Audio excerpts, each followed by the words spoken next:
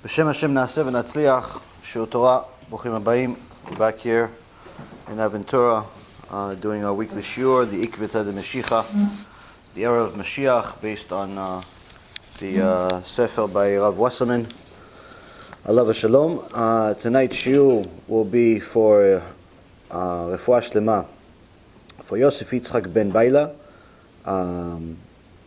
Rachel, Stefan ben Katarina, Yitro ben Avraham, Talia bat Sarah, Michal bat Yael, Serach bat Batya, Batya bat Sarah, Orit bat Ilana, Rabbanit Levana bat Sarah, Rabbanit Sarah bat Anat, Rav Ephraim ben Shulamit, Rav Chaim ben Jora, Rabbanit Shulamit bat Georgina, David ben Esriya, Doris bat Jora, and also a Atzlacha Rabba for Shaul ben Farzane, Yitro ben Avraham, Oshri ben Doris, Gabi ben Doris, Elad ben Doris, and all of Am Yisrael B'ezrat Hashem, especially the ones that donate their time, their money, their resources, whatever it is that they have to sacrifice for the sake of publicizing Torah. In Ergun B'ezrat Hashem, many people that are giving out the CDs,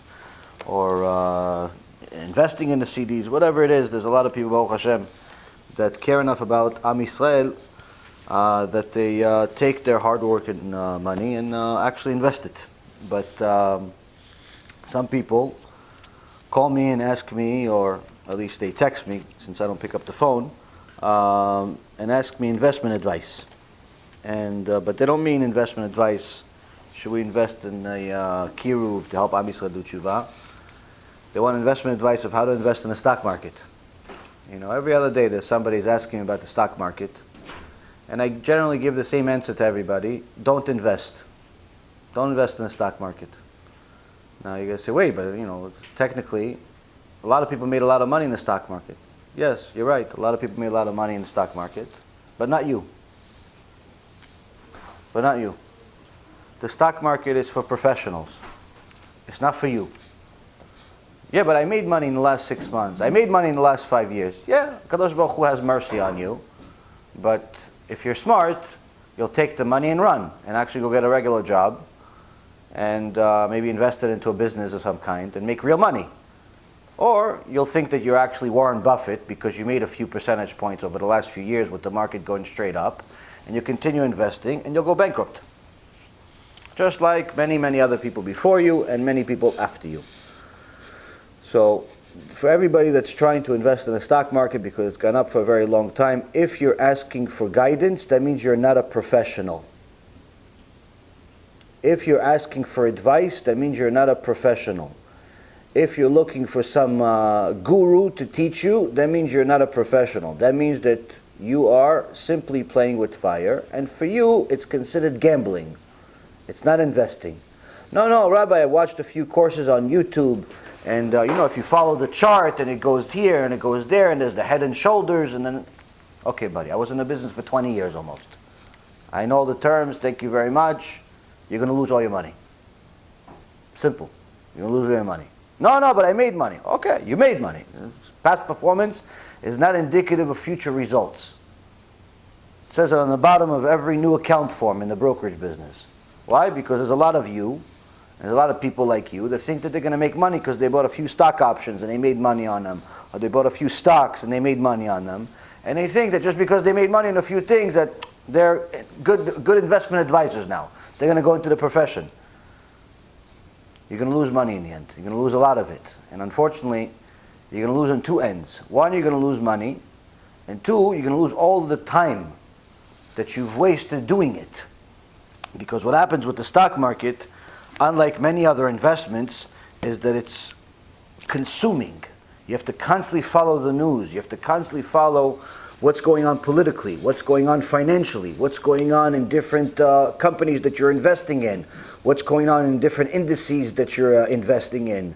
If you don't know some of the terms that I mentioned, it's even more of a reason for you not to be in the stock market. The point being is there's a lot of people making a ton of money in the stock market right now, but the only ones that are actually going to end up keeping it are the ones that get out. Those are the only ones. The people that are superheroes, they want to continue. please, do me a favor. Do yourself a favor. Don't ask me. Because you're not going to listen anyway. You're not going to listen anyway. I don't understand why people ask for advice and they don't listen anyway.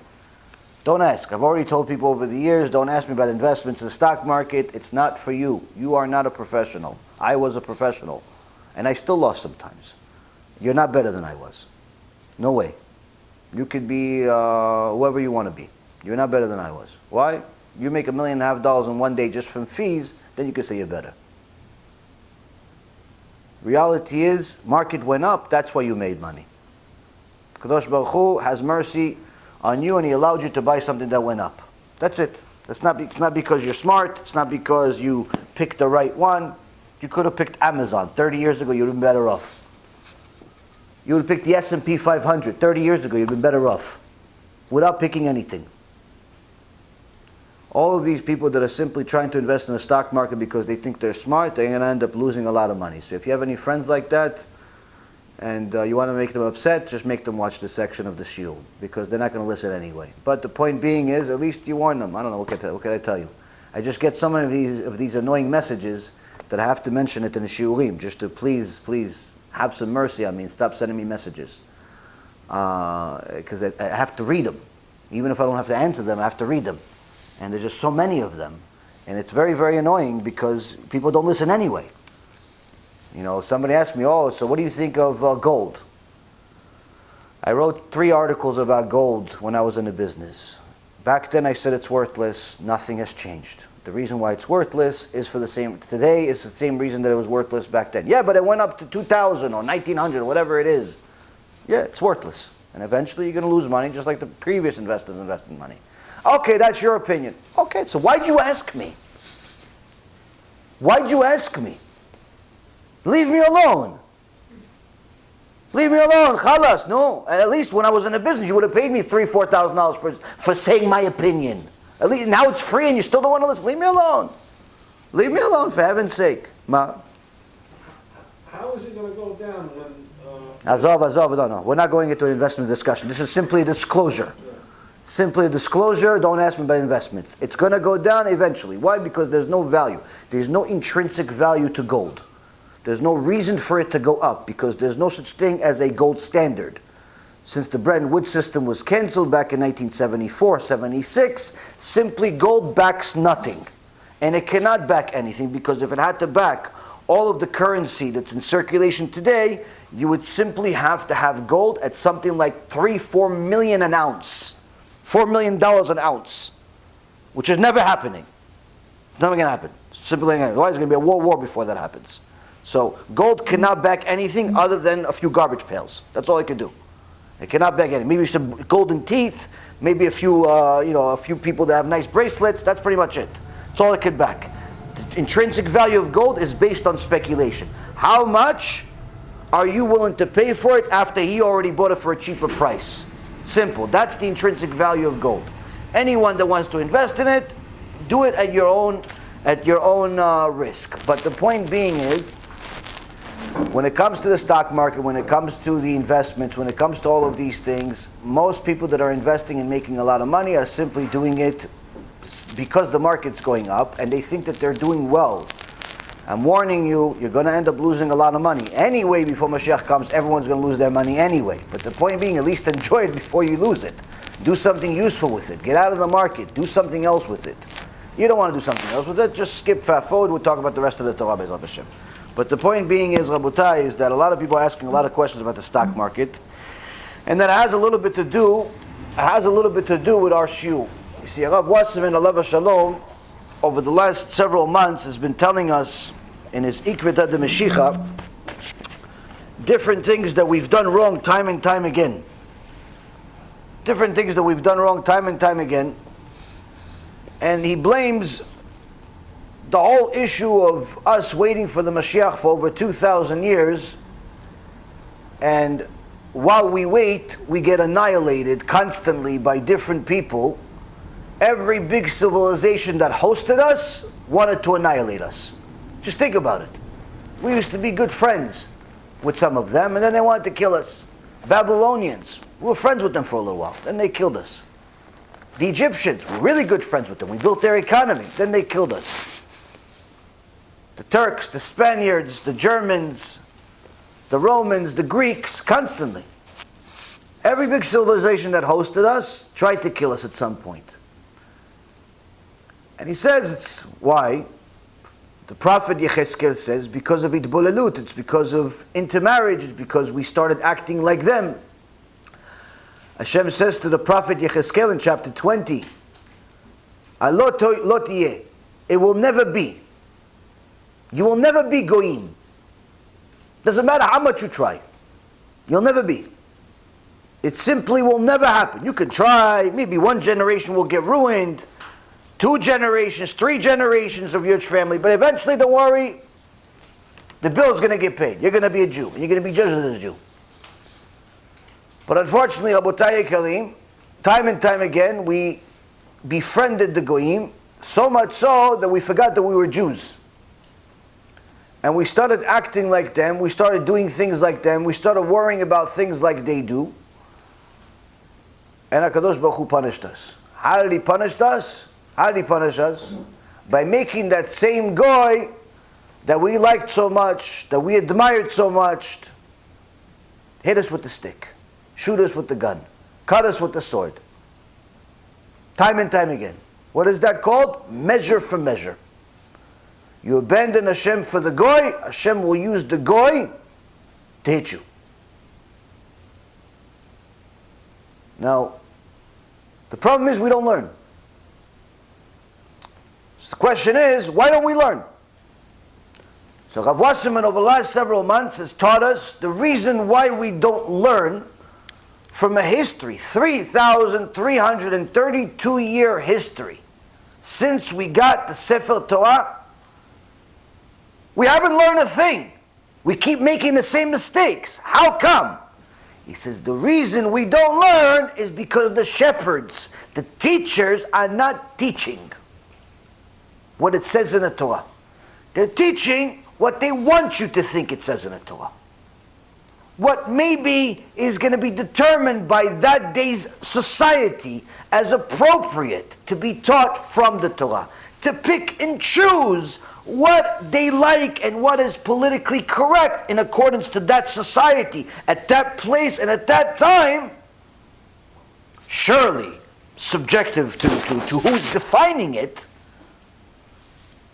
That's what they're going to tell you. He says, Deroim Araim, the shepherds, the evil shepherds, are the reason why Klal Yisrael has not done tshuva for 3,000 years. So does that give us a get-out-of-jail-free card? I don't know. If you consider a Holocaust a get-out-of-jail-free card, then yes. If you consider pogroms and inquisitions and blood libels, where the Goyim say that you Jews are killing people. What kill people? We're in a Bet Midrash. We didn't kill anybody. No, you killed this kid that died 9 miles away from you and you ate his blood because you put it in your matzah. You think that's a free lunch? You think that's a get-out-of-jail-free card? Then yeah, I guess we get a free lunch. Yeah. But if you're normal and you don't think that's a get-out-of-jail-free card, you think it's a punishment. You think that the Holocaust, murdering 6 million people, is a punishment because you're a normal person and you realize that 1 + 1 always equals 2, even if you're black, white, or green. You realize 6 million Jews died, that's a punishment. It's not a gift. Yes, good things came out of it, but that doesn't mean it's not a punishment. And the reality is, if you realize that's a punishment, and the Spanish Inquisition is a punishment, and the Spanish flu 100 years ago is a punishment, and coronavirus today is a punishment, and the Spanish Inquisition and the Turks trying to kill us, and the Germans, and even the English in the 1100s murdering us in open daylight, our friends.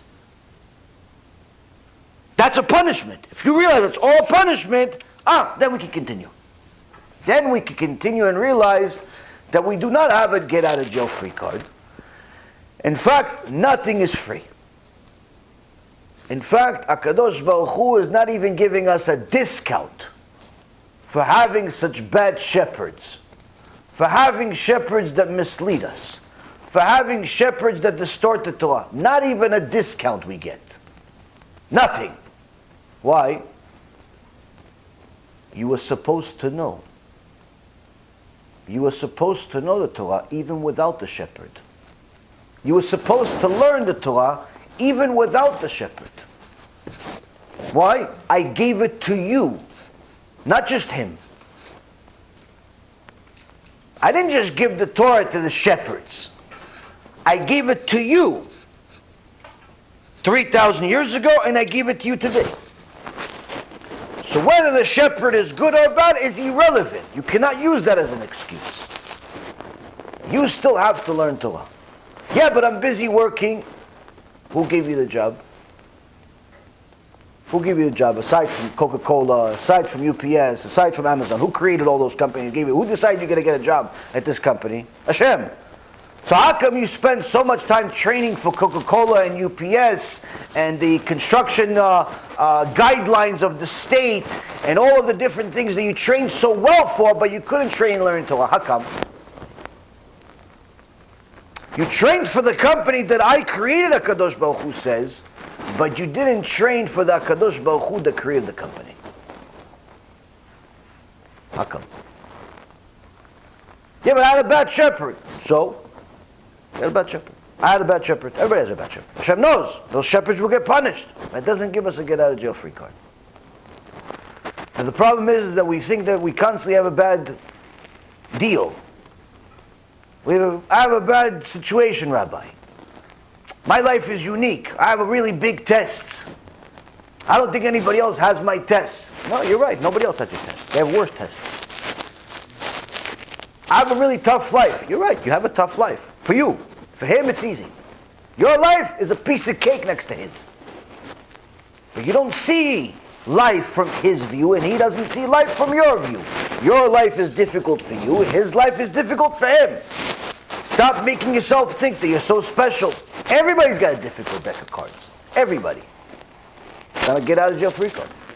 Doesn't give you a discount. You know why? HaKadosh Baruch Hu says. HaKadosh Baruch Hu says, I test you because I love you. What kind of love is that? What kind of love is that? Parashat Ekev, chapter 8, verse number 16. In order to afflict you and in order to test you, to do good for you in the end. HaKadosh Baruch Hu says to us through Moshe Rabbeinu that HaKadosh Baruch Hu's afflictions, HaKadosh Baruch Hu's flat tires, IRS audits, sicknesses, marriage issues, child issues, health issues, Hashem Yishmo issues, all the problems that we all deal with on a day-to-day basis comes from Hashem. All of it. It says, I afflict you. Why? In order to test you. What do you want to test me for? To do good for you. How is it good for me? In the end. In the end, it's going to be good for you. Yeah, but now it's not good. Of course now it's not good. Who says it's going to be good now? Show me one pasuk in the Torah that says that your life is going to be good now. Show me. Where did Hashem promise you a good life here now? Where? No, but it doesn't make any sense. Why? If I'm going to keep Torah and Mitzvah, I'm not going to have a good life? Maybe yes, maybe no. Depends what you think of Torah. Depends how you apply the Torah. Depends what you think is a good life. You know what the problem really is? You think a good life is to be like the Goyim. And if that's the case, for sure, you will not have a good life. If you want to be living like the Goyim, you will never be happy. Never. Why? HaKadosh Baruch Hu says, Alot lot yeh. This will never be. Even if you get the money, and you get the little giant house, and you get the second house for vacation, and you get 87 cars that you don't even know how to drive, and you get the diamonds, and you get the rings, and you get the girls and the boys, and you get all that, you're going to be miserable. Why? It's not for you. It's not for you. Those things, you could use them, you could enjoy them, but they will never give you happiness. Why? That gives happiness to maybe to the goyim. Maybe. To a small extent. You'll never be happy. Why? Your neshama will suffer every single day. You are in this world and don't have Torah. Why? Your neshama knows the truth. The only reason you came here is for the Torah.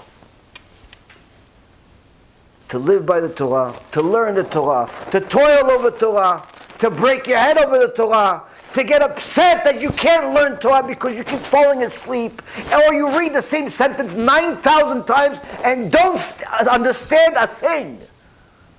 That's what HaKadosh Baruch Hu wants. Yeah, but what does he get out of it? I don't understand. I read the book 900 times, the same line, I don't understand a thing. What are you getting out of it, HaKadosh Baruch Hu? Please, just let me understand it, I'll learn more Torah. No, that's what I get out of it.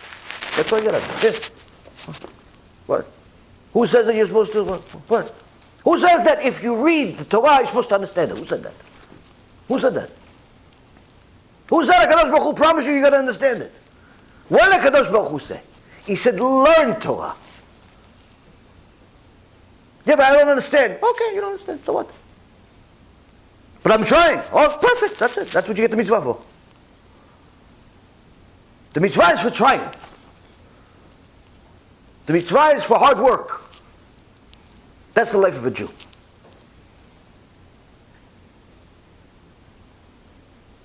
The idol worshiper mentality, I need to enjoy it. I need to like it. I need to get something out of it. That's the mentality of an idol worshiper. You want to enjoy this world like an idol worshiper, HaKadosh Baruch Hu himself signs off, it will never be. Even if I give you those things, I give you the car you want, I give you the woman, I get whatever you want, I'm going to give it to you. It's not going to make you happy. Why? Your neshama is tuned to HaKadosh Baruch Hu. And it will never be happen without HaKadosh Baruch Hu. It will never be happy. Which means, all of the good that he will give you, unless you're using it to connect to HaKadosh Baruch Hu even more, you won't be happy from it. You have a house, big giant house, 75 rooms. Guess what? If you don't host major rabbis in your house, Talmidei Chachamim, guests for Shabbat and all the holidays on a regular basis, your house doesn't turn to a hotel, that house will bring you death, not happiness. Why? You're not using it for good. You're not using it to connect to HaKadosh Baruch Hu. You wanted a fancy car your whole life. Now you finally get afford a $250,000 car, a nice Lambo, a nice Ferrari. Like, yeah, you're sweet, yeah, it's great, right? Not happy. A week later, you're not happy. Why?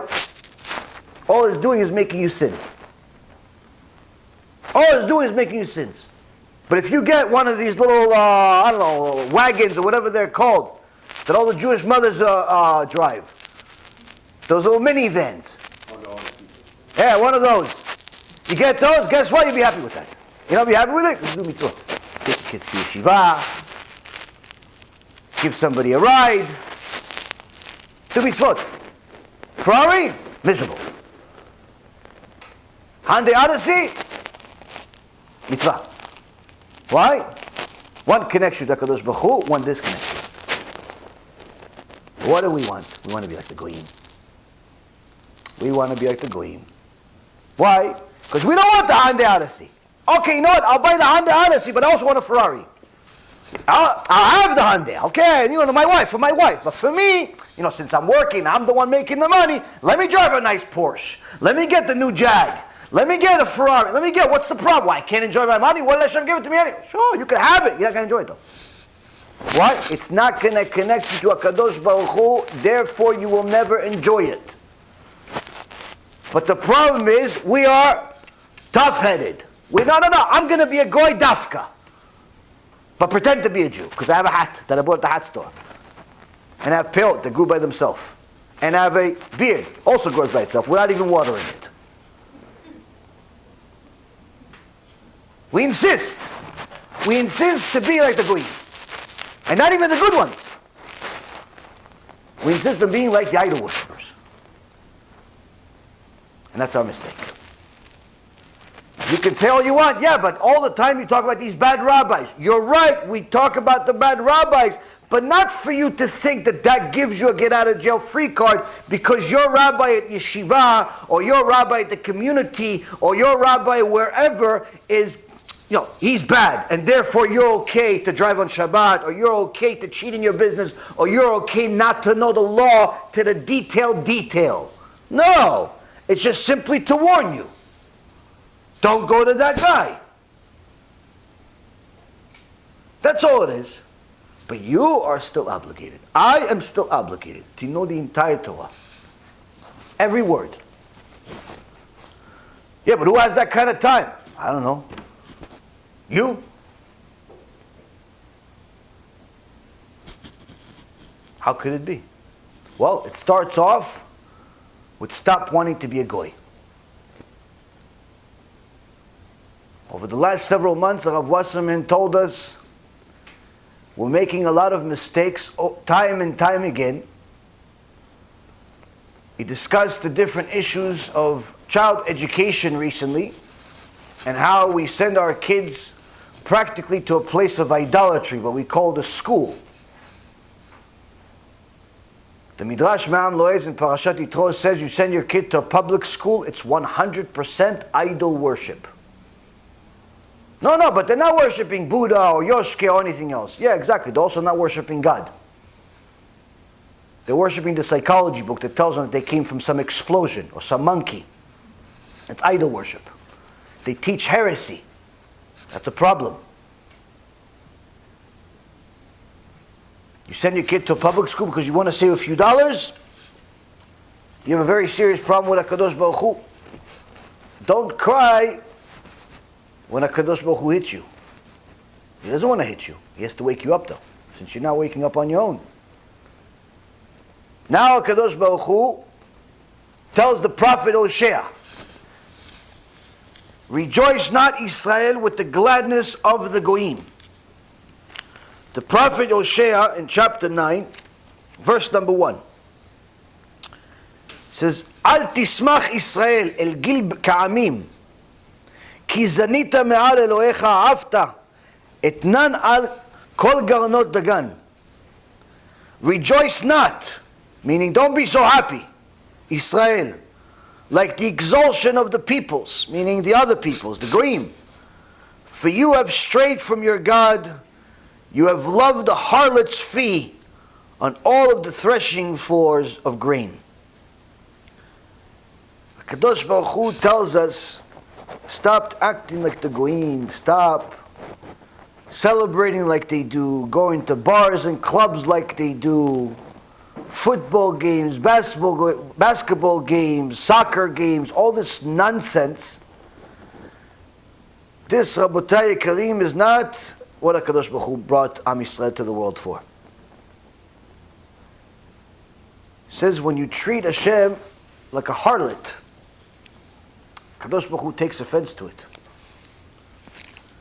He says, you have loved the harlot's feet.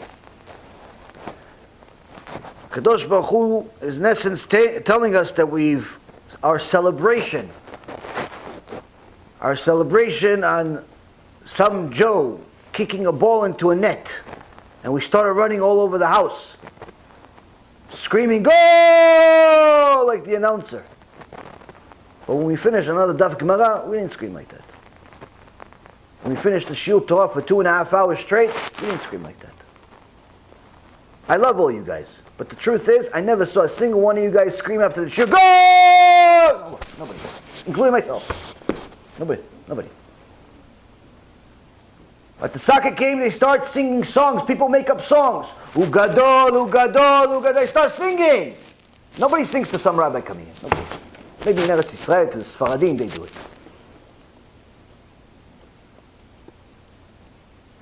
Today, what's up, Rob? How you doing? Dave. Most of them don't even call him by their first name, by the title rabbi. Best yet, hey, sir.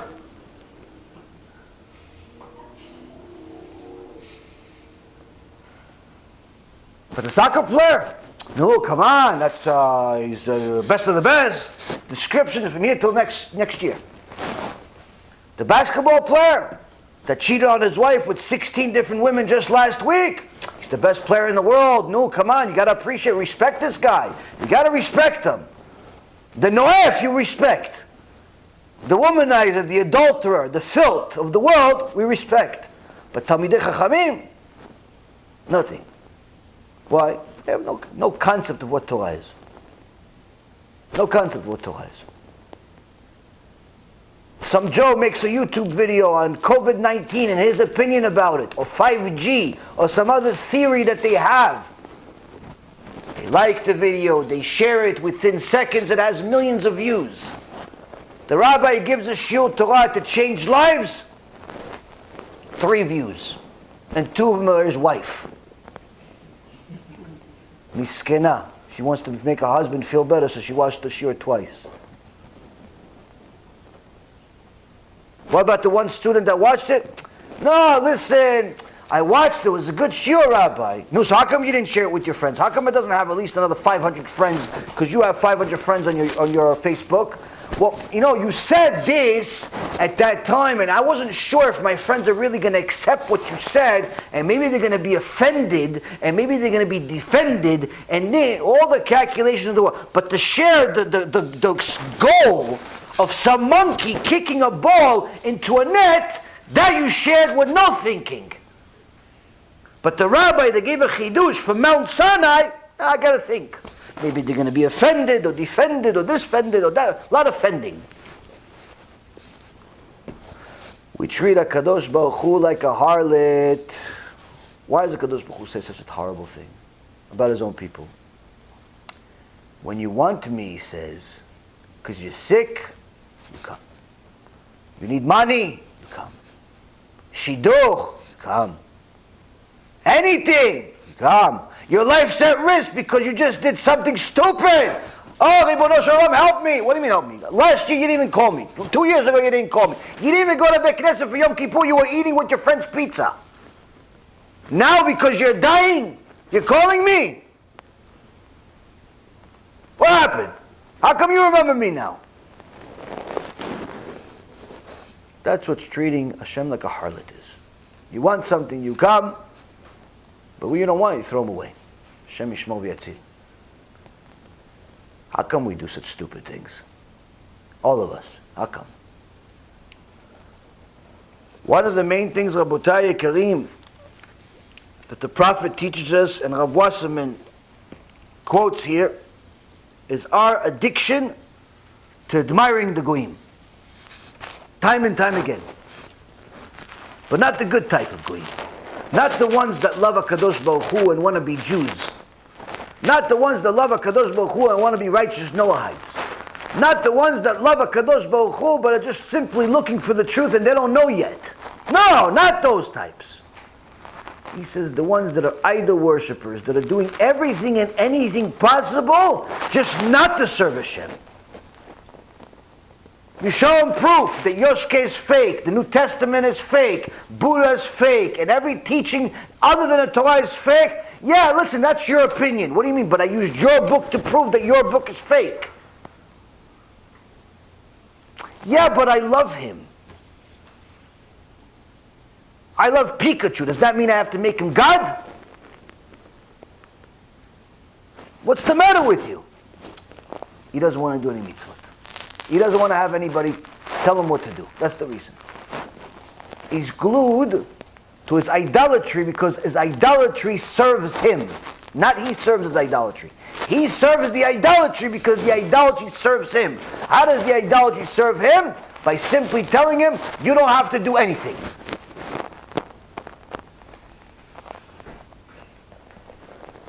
So now Rabotai Yekarim, Rav Wasserman tells us, rejoice not Israel with the gladness of the Goyim.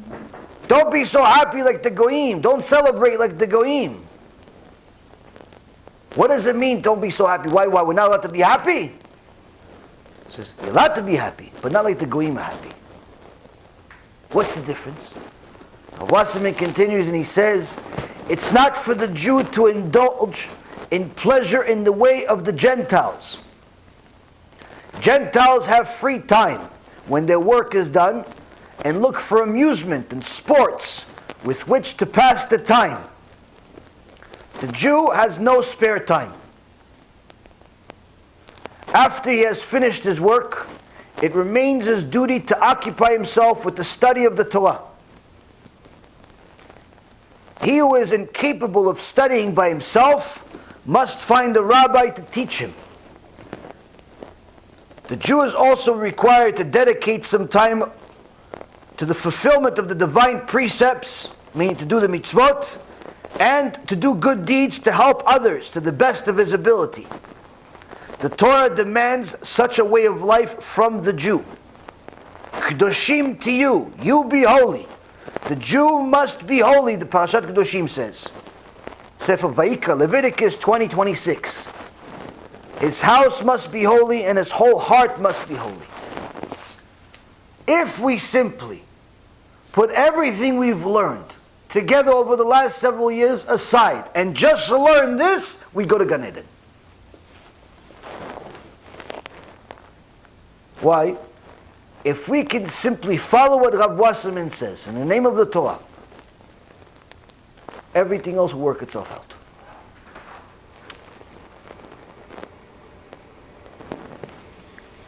Countless times every day, young and old people, male and female,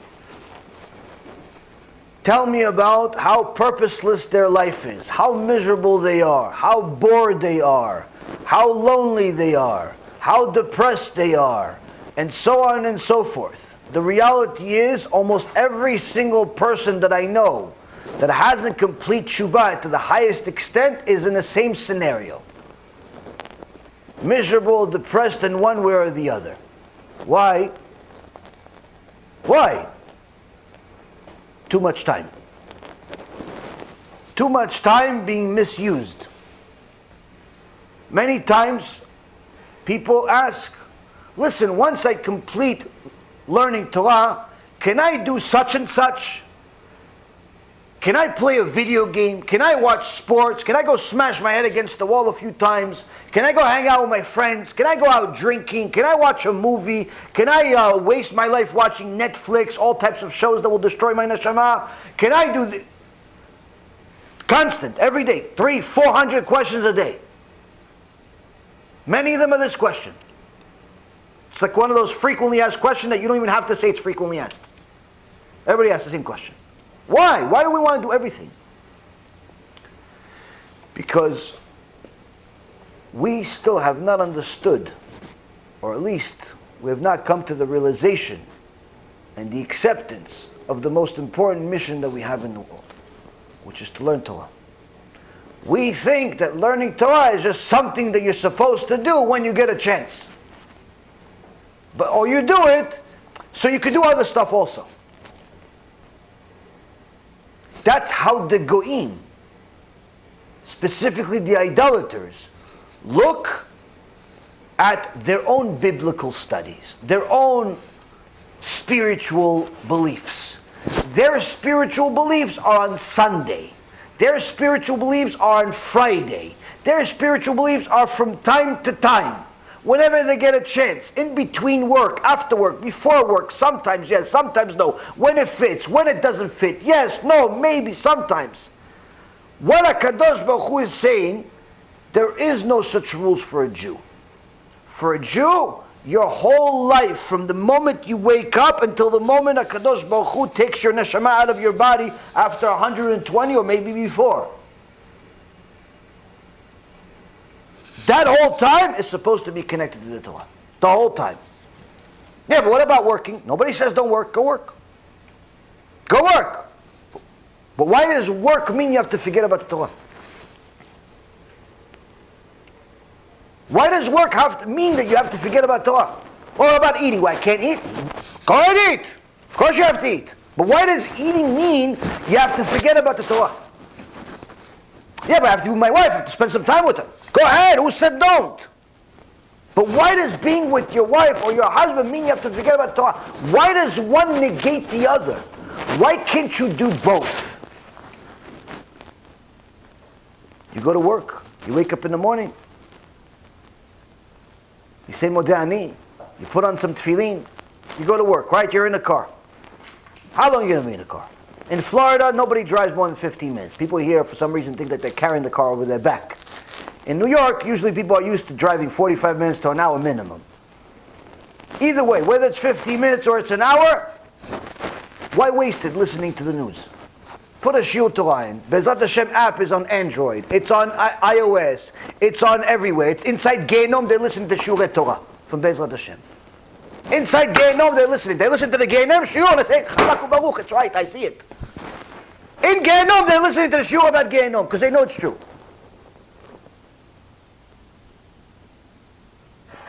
5 million minutes, 6 million minutes a month, people listen to the shiur Torah that we're doing. How come you don't do the same thing? 15 minutes, 40 minutes every day, you're burning. Each way, you can learn Torah on the way. Oh, no, you want to listen to what? What do you want to listen to? How many people died yesterday from COVID-19? How many people died from the flu? How many people are going to die from 5G? How many people are dying from Mussolini that died already? How many people are dying from the next Mussolini? From the next Hitler? From Donald Trump? From Biden? From this one? From the toothbrush? From the toothpaste? What do you listen to the news for? For what?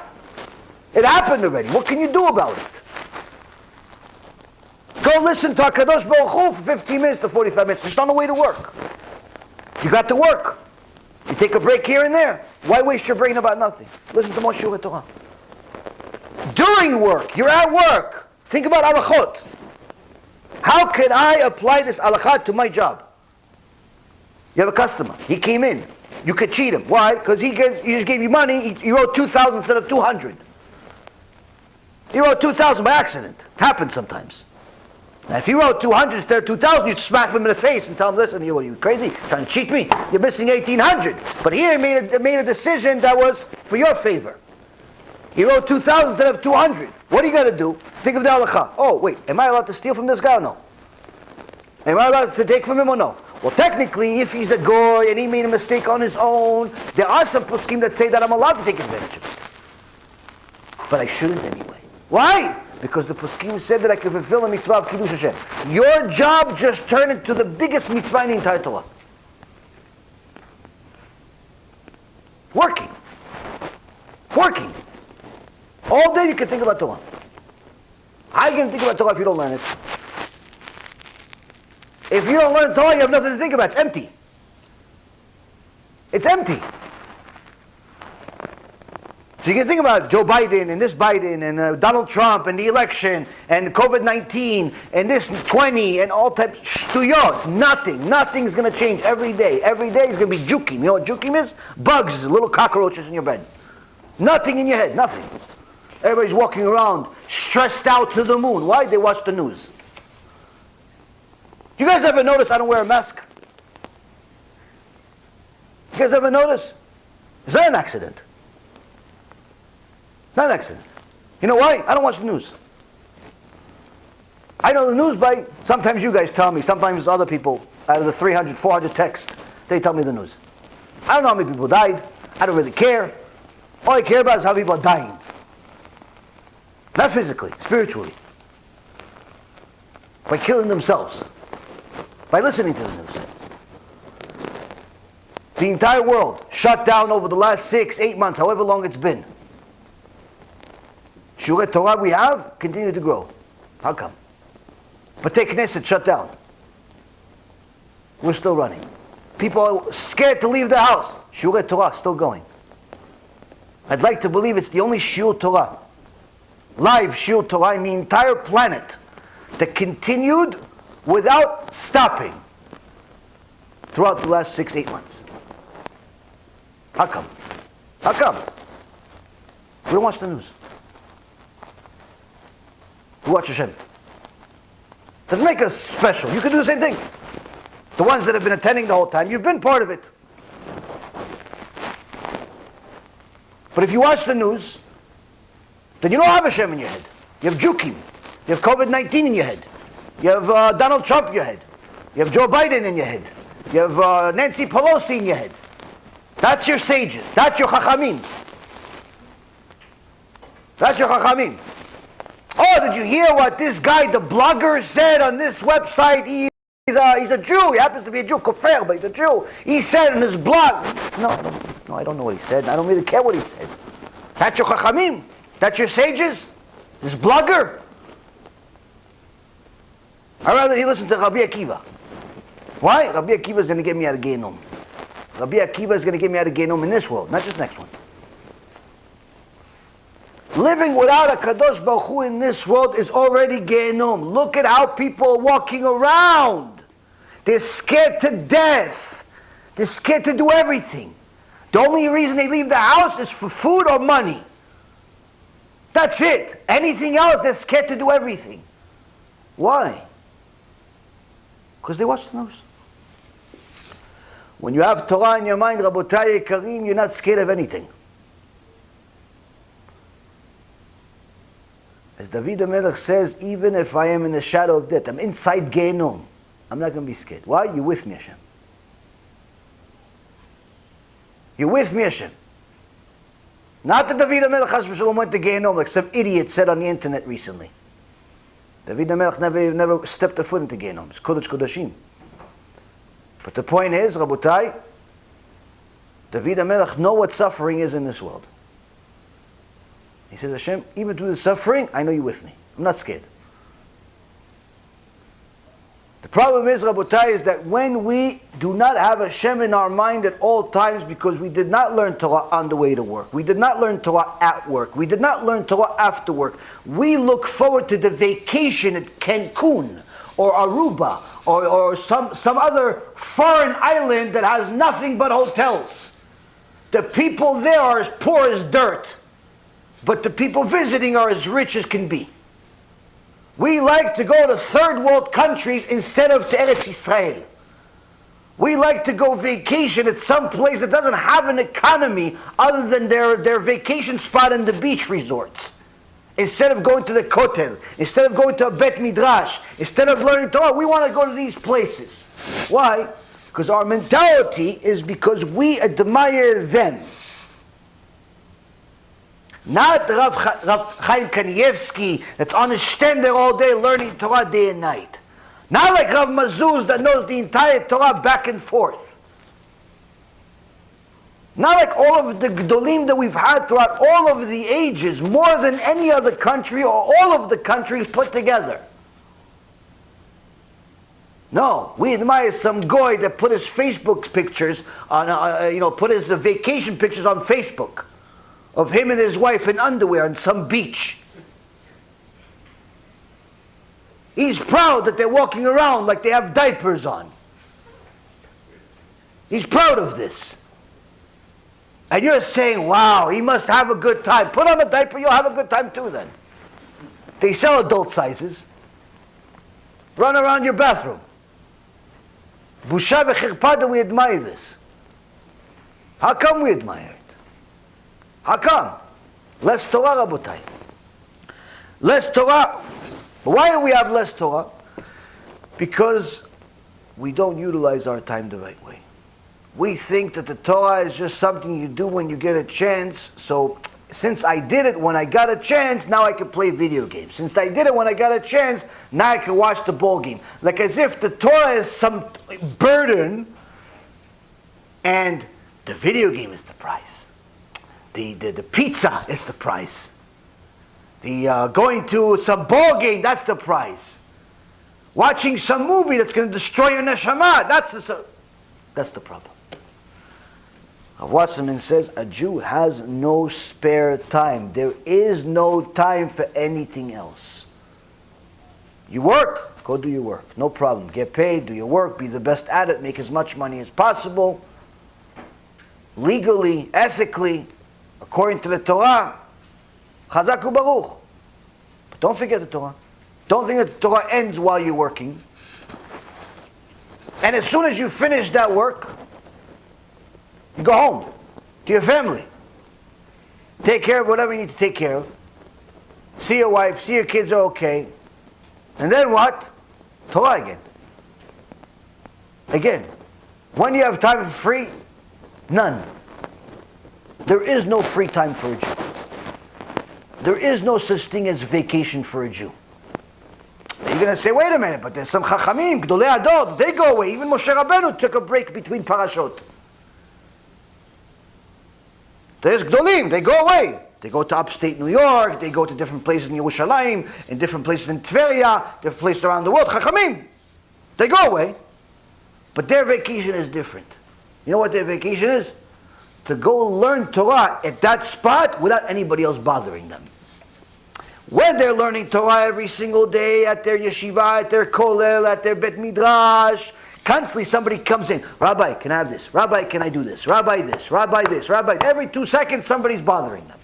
So what do they want? They want to take a little bit of time every so often to go somewhere, no questions. Let me learn in peace for a week, for a few days, for 2 weeks. Have a break. Meaning, the Torah is their vacation. The Torah is their vacation. Which means that, as the Baal Shem Tov said, you are your mind. Meaning that wherever your mind is, that's where you are. If your mind right now is in Cancun, that's where you are. No, but I'm right here. No, that's where you are. You're in Cancun. You're not benefiting even a single minute from this Shiur Torah. If your mind is about some tinofet, some filth, that's where you are. You're there. No, but I'm here. I'm not even enjoying it. But you're there.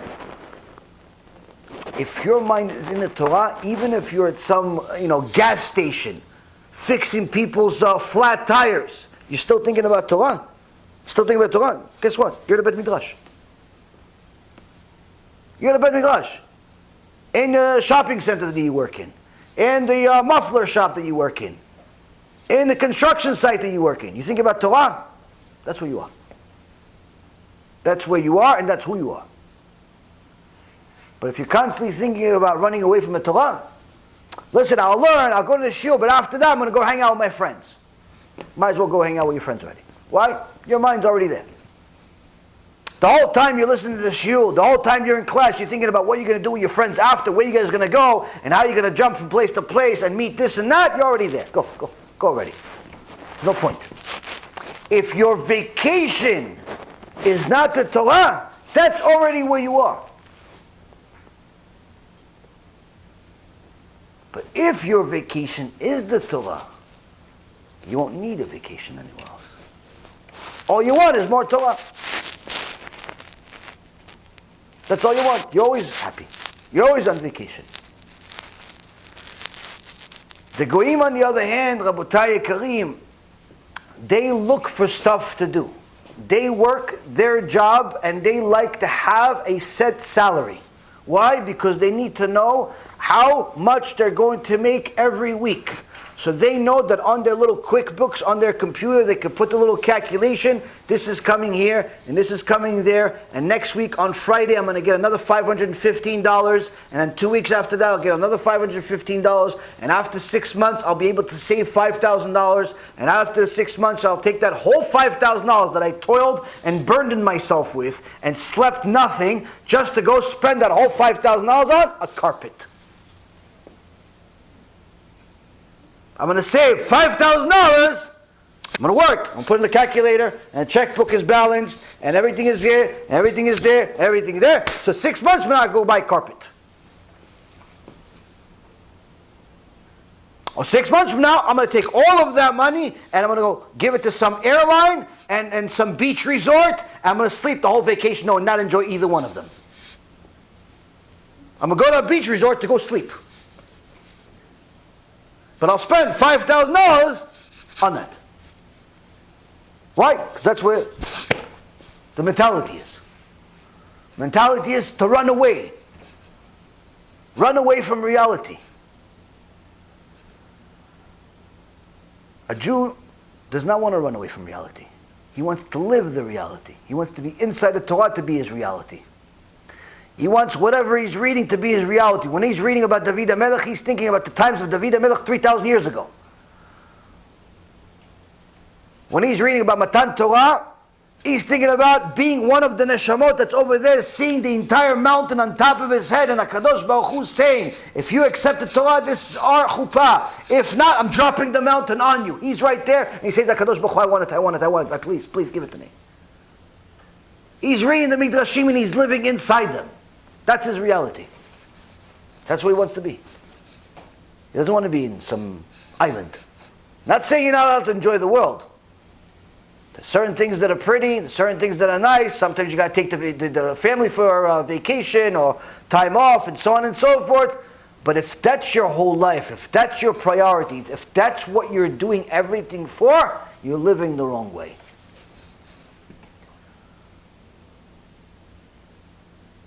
And Rav Wasserman says that this is not a suggestion, but rather a demand from the Torah, that this is the way of life of a Jew as part of fulfilling the mitzvah of Kedoshim Tiyu, being holy.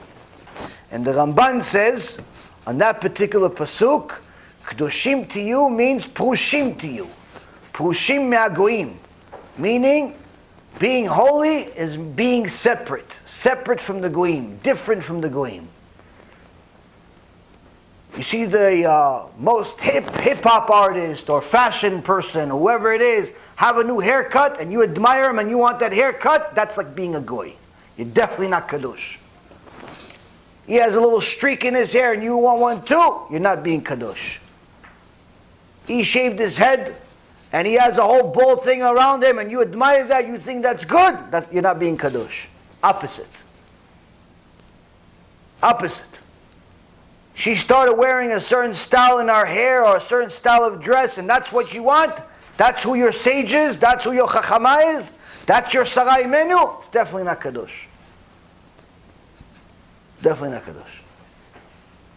Kadosh is, Rabotai, is to be different from them. Not to admire the goyim and want to look like them and want to do the same activities as them. I'm not even telling you to hate them. I'm not telling you to despise them. I'm not telling you to be bad to them, chas v'shalom.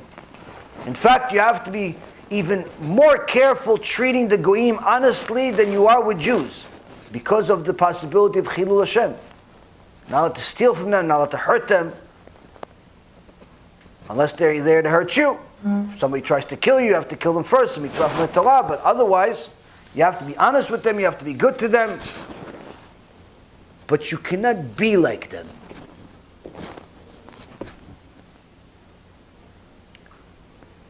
If some athlete has a new hat, or a new sneaker, or a new video game, and you're the first one in the store, for sure that's not being holy. Why? Because the whole point of being holy is to stay a Jew that's separate from the goyim.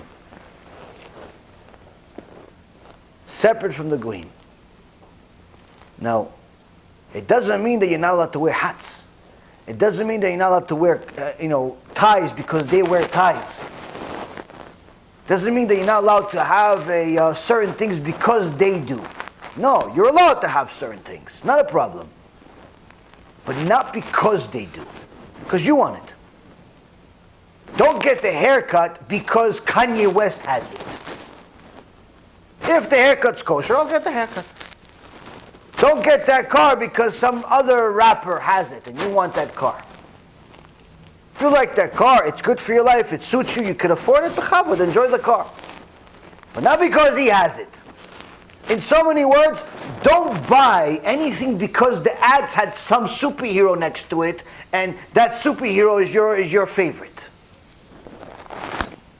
Don't buy things based on advertisement. Buy them because they fit your life. Now, Wasserman continues and he quotes Sefer Vayikra, Parashat Kedoshim, and he says, "And I have separated you from the nations to be mine." There's a pasuk that says, HaKadosh Baruch Hu separated us from the nations to be His. What does that mean? Rav Wasserman says, if you are separated, then you are mine. Only when you are Prushim, only when you are not like the Goyim, only when you're both your physical look and your ideology and your mind and your heart is separate from them, then HaKadosh Baruch Hu's, then you are the chosen people, then you are my people, then you are special, then you're my kids. But if you think like them, you act like them, you want to be them, you're not mine. You're them. You belong to them. But I won't let it happen for long. It says you're acting like them, you belong to them, but I won't let it stay that way. You tell your kid, listen, come home, this is your house. No, Abba, I'm staying at my friend's house. No, you're going to come home tonight. No, come on, I'm going to sleep over. No, you're going to come home, be home at 8 o'clock. 8 o'clock comes, you didn't come home. Father sends a message, you don't pick up. Another message, you don't pick up. Okay, no problem. Father says, no problem. You didn't come home? Okay, wait till I see him. The next day, doesn't come. Father doesn't even call. Says, I know where he is. I checked with the parents, he's over there, he doesn't want to come. No problem. 2 days at his friend's house. 3 days, he's running out of clothes. Friend says, listen, you're a little stinky. Come on, get out of the house. Go back home. Go home. I don't want to feed you for the whole week. I don't know. You have problems with your father. Go home, though. You got to go home. No, I got to stay. I'm going to do this. I'm going to do that. He goes to a different friend's house. Doesn't want to go home. Father says 3 days, 4 days. Okay. You're out of the house for a week. No problem. After a week, Father says, okay, enough's enough. And he comes and he finds you and he pulls you by your ear. And you're not allowed to leave the house for another 6 months. Why? He's your father. Kadosh Baruch Hu says, yeah, you can act like the Goyim. 1 year, 2 years, 10 years, 20 years, different people, different times. But eventually I'm going to pull you by the ear. I'm going to get you back to my house whether you like it or not. Why? I'm your father. When we are separate from them, then we are his. And Rav Wasserman says, as if we're reading the newspaper. He says, in recent times, they have ceased to learn Torah. And consequently, there is time to spare. What do they do with it? Jews go in their masses and fill the amusement places and theaters and return home steeped in unholy thoughts. Thus, the Jewish home also becomes defiled. He says, it's not that time has expanded. The beginning of the world, there was 24 hours, and as many proofs inside the Torah, the 24 hours is from Torah, is not from some scientific invention. And I actually even have a friend of mine, is Talmid Chacham, who shows inside the Psukim how 24 hours literally is inside the Psukim, and the mitzvot require there to be 24 hours. The depth of the Torah is endless. Time has not expanded. The Rambam had 24 hours, you have 24 hours. The Rambam wrote 14 sections to the Mishnah, the Rambam, the Yad Chazakah, the Mishneh Torah. How many books did we write? He had 24 hours, we had 24 hours. The Ramban covered the entire Torah with books. It's not even understandable how one human being can write so much. What do we write? Rashi wrote a commentary on every single pasuk in the Torah to such an extent that the few places, maybe a handful of places, he says, I don't know. Which means that everywhere else, he's not telling you, I'm guessing, I hope so, this is my idea. If he went out of his way to tell you in a handful of places, I don't know, that means that everywhere else, he knows. And how much? The entire Torah, entire Gemara, the entire Chumash, Tanakh, commentary by Rashi. For us, just to read it will take years. Forget comment on it. 24 hours. 24 hours. Rabbi Akiva only started learning Aleph Bet at 40 years old. At 40 years old, he was learning Aleph Bet. He had to go to kindergarten. All the kids were making fun of him. They called him Saba. They thought he was one of the teachers on day one. When they realized he's one of the students, they started making fun of him. He didn't want to come back. His tzadikah wife, Rachel, convinced him to go back. But he only learned Aleph Bet. Okay, so you learn Aleph Bet. Okay, it takes you a little while. Okay, how big can you possibly be? Maybe next year you'll learn math too. Maybe in a couple of years you'll start learning Chumash. What can you possibly do? You're 40 years old. Illiterate. Within the next 2 decades, Rabbi Akiva became the biggest rabbi the world has ever seen since the time of Moshe Rabbeinu. Had 24,000 Talmidim, that the lowest among them was able to resurrect the dead. 24,000. When they all died, he restarted again with another 5 Talmidim. Such as Rabbi Meir Bar Anes, Rabbi Shimon Bar Yochai, Rabbi Yossi, Rabbi Yehuda. Giants. Start all over again. 24,000 students die on you. You jump out of a building with them. No. Come on, we got to keep doing it again. Build it all over again. All the Torah that we have today is due to those 5 Talmidim and Rabbi Akiva. He only learned Aleph Bet at 40 years old. Same 24 hours. Same 24 hours. He had 24 hours, you have 24 hours. Rambam had 24 hours, you have 24 hours. Rav Kanievsky learns more Torah in one day than most people in the entire world learn an entire year. Has 24 hours. How could it be? How could what they that fast in reading? Even if somebody is a fast reader, it's not about fast reading. It has nothing to do with fast reading. It has to do with where you allow your mind to be. What do you want your life to be? Why are you here? Why are you in this world? Are you in this world to make money and buy more stuff? Or are you in this world to make more mitzvot?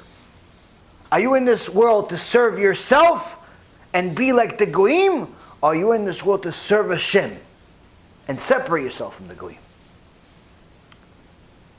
Very simple.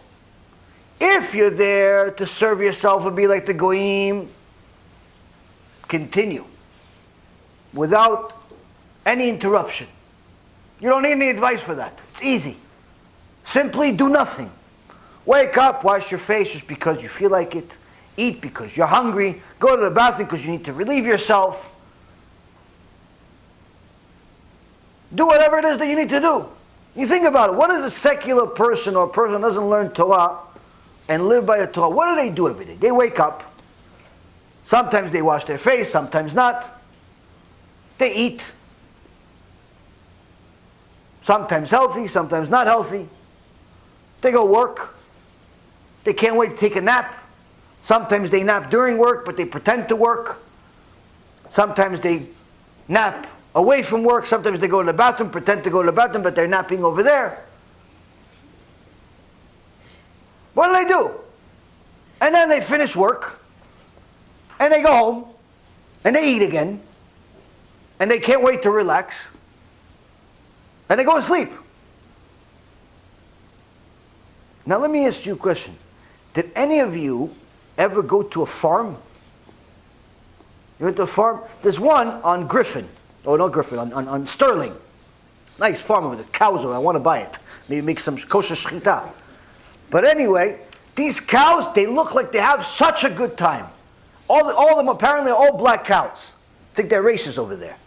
But Black Lives Matter's over there because they're all black cows, but they have such a good time. Why? All they do all day is they wake up, they eat, sometimes right away, sometimes not.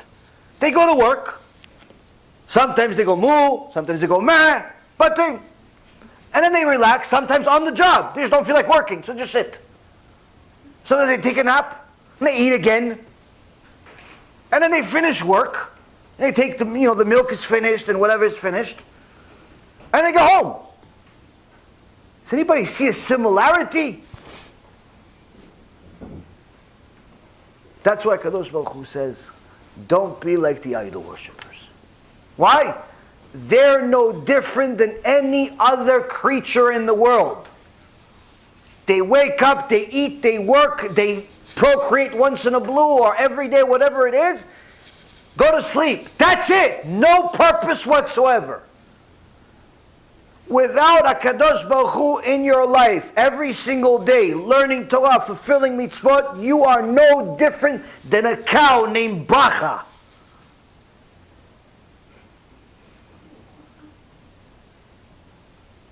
No different.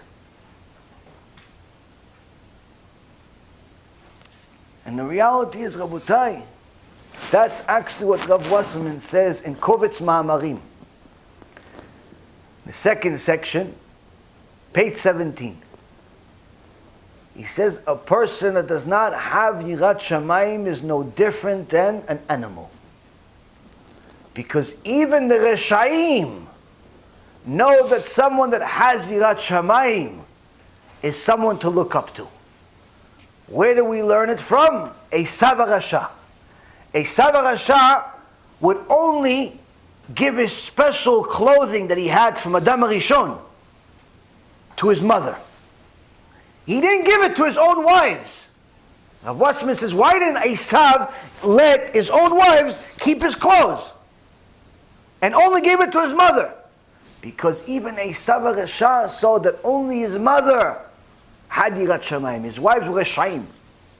I can only trust her. I can only trust her. I can't trust these Reshaim. Meaning that even the Rasha is going to get to a point of realize that you having Yirat Shamayim is an admirable thing. But Rav Wasserman says, no, but Shlomo HaMelech gave us a chidush. He says, the Yirat Shamayim ze kol ha'adam. Be afraid of Hashem is the entire person. Meaning, if you don't have Yirat Shamayim, you're not Adam. You're not a person. You're simply an animal. Why? Because if you don't have Yirat Shamayim, you're simply going to wake up and eat and go to work and take a nap and then eat again and then go home and sleep and rest and repeat it again and again and again. No different than the cow named Bracha. Then Willie, the whale.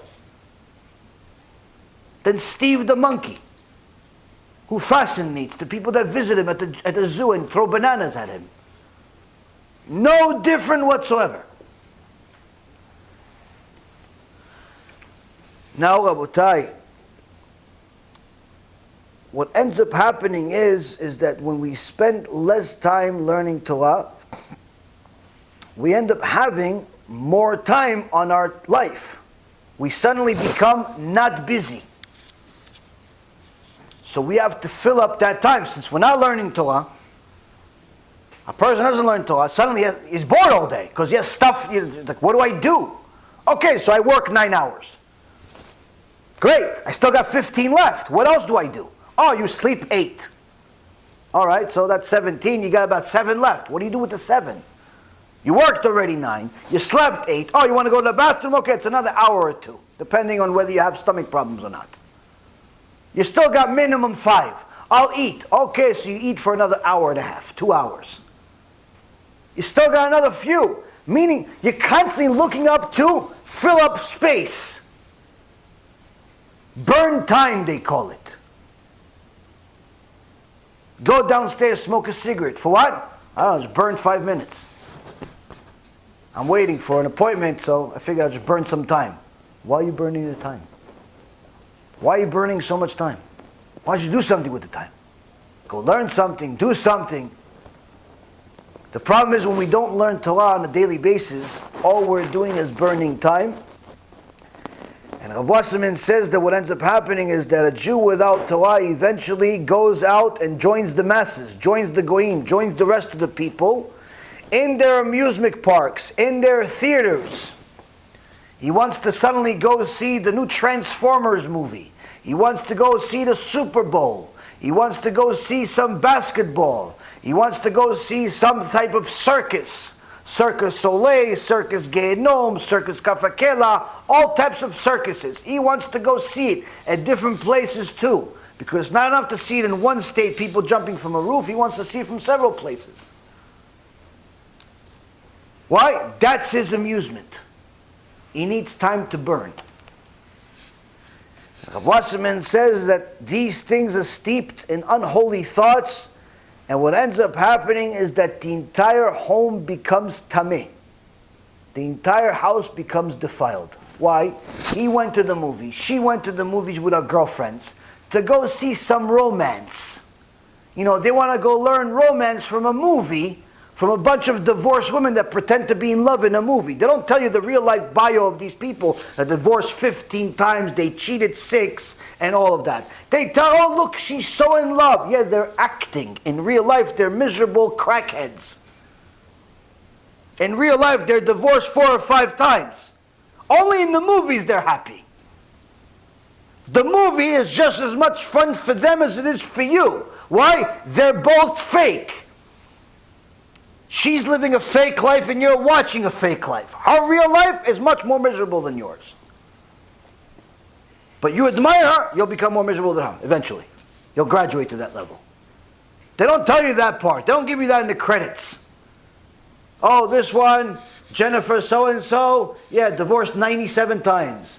Steve so-and-so, divorced 6 times only. He's a new guy on Hollywood. They don't tell you that stuff. They don't tell you.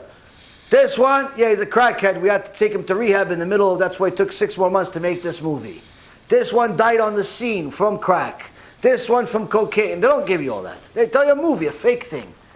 So what ends up happening is that people go to these movies, watch these shows, go and watch it on Netflix, waste their entire Sunday on this. And what ends up happening is that all of this falsehood, all of this impurity enter the person's mind. So the next time his wife says, hey honey, you want to go to Shul Torah with me? All of a sudden he's not in the mood. All of a sudden he's like, no, come on, why you keep telling me what to do? Why are you mad at me? I'm just asking if you want to go. Why are you mad? I'm just asking if you want to go to Shul Torah. Why are you yelling at me? Why are you yelling at me? What did I do to you? If I told you you want dinner, you would say yes. But if I told you you want to go to Shul Torah, are you yelling at me? Why? Why are you yelling at you? Because you allowed him to watch TV. You allowed him to go watch a movie, meaning you allowed him to think that he could be with this woman in the movie. So now when he looks at you in your pajamas, he's thinking about, how come I'm with this one if I could really be with the one that's in the movie? You allowed another woman into your house, you are at fault. You allowed your husband to watch women on television, on a screen. Guess what? You are at fault for him wanting to be with a different woman. You're at fault. You're not happy with your husband? You know why? Because you're watching it on screen. You're watching some romance novel on screen. Suddenly your husband is not a romantic and you care. 20 years you're married to him. He never bought you flowers. You didn't care. But you watched that movie. Now you care. Why? You're living a fake life, and that's what happens. All of that impurity of thinking that your life can be better because you saw it on some screen, that is the father of Tum'ah. Highest level of Tum'ah. That's the Satan himself breaking households. Simply by giving you a disc. Here, watch this movie of these 2 sinners pretend like they're in love. Watch how love it's made by seeing these 2 people be promiscuous on the first date but pretend to care about each other.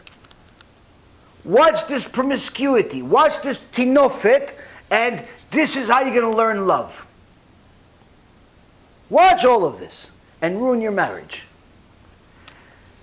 And that's what Rav Wasserman is warning us from. He says the Torah is not just the Kadosh Baruch Hu says, I love you, you're my kids, you have to come to Gan Eden because I want to see you. No. HaKadosh Baruch Hu gave us the Torah simply to warn us from ourselves.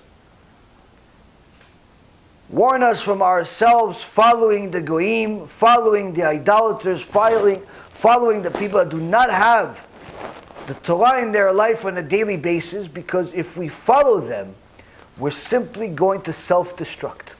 Our marriages are going to be a disaster. Our upbringing of our kids is going to be a disaster. Our own life is going to be a disaster. You're constantly going to be depressed on and off, taking pills because you hope maybe one of them will fix you. That's life. Every second person is taking some type of pill. Why? They hope it's going to fix them.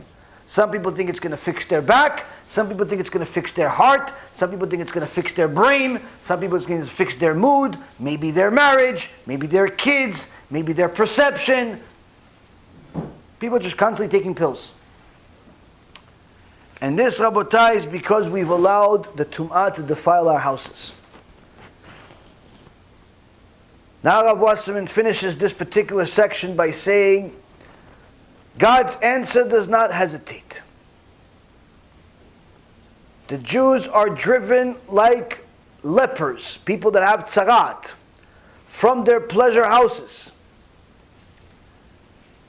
Meaning that after Kadosh Baruch Hu has enough of us acting like goyim, acting like idolaters, he starts using his measure for measure to have the idolaters, have the goyim, kick us out. By saying, Jews, away from here. This is not your place. Signs on your store, signs on your Bet Knesset, signs in the club, signs in the different places you used to attend, all of a sudden become, instead of welcome, Jews not welcome. How many times has this happened throughout history? And it's still happening now. Yet we still admire them. Yet we still buy their newspapers. Yet we still watch their channels, whether it be CNN, New York Times, all types of other anti-Semites, famous anti-Semites over history, we still support them. Why? They're still in business. Even though they keep saying, Jews away from here, this is not your place. And Rav Wasserman says, this sign is right. They're right. It's not your place. You should be away. What they're saying is right, Rav Wasserman says. No, but it's anti-Semitic. Perfect! What do you think anti-Semitic was invented by the Goyim? HaKadosh Baruch Hu himself invented anti-Semitism. It's one of the greatest tools that he has in order to keep us separate. Imagine, with all of the anti-Semitism that we have in the world today, over 50% of Americans, which is considered our allies, our friends, where we live, almost half of Am Yisrael lives in America, North America, right? So we would consider America our friends. Yet over 50% of them, that means over 200 million people, openly admit to being anti-Semitic. Meaning, they wouldn't mind if you simply die. In fact, maybe they'll give a few dollars in voting power for it too, if they can. Anti-Semitic means, get out of my face, get out of my country. Jew, not here, go somewhere else. Over 50%. Okay, and that's our friends. Our friends. In other countries, it's much worse. In other countries, much worse. In Israel, there's anti-Semitism higher than in America. By Jews. Lefty, liberal Jews that hate Jews. Now, with all of this anti-Semitism, over 200 million people hate us here. Millions and millions of people, billions of people hate us all over the world.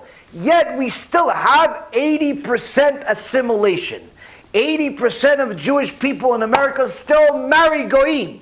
Are we stupid or what? They said they hate us, but we still want to marry them. Do you see here what's going on? Now, why is anti-Semitism good? Why is it healthy for us?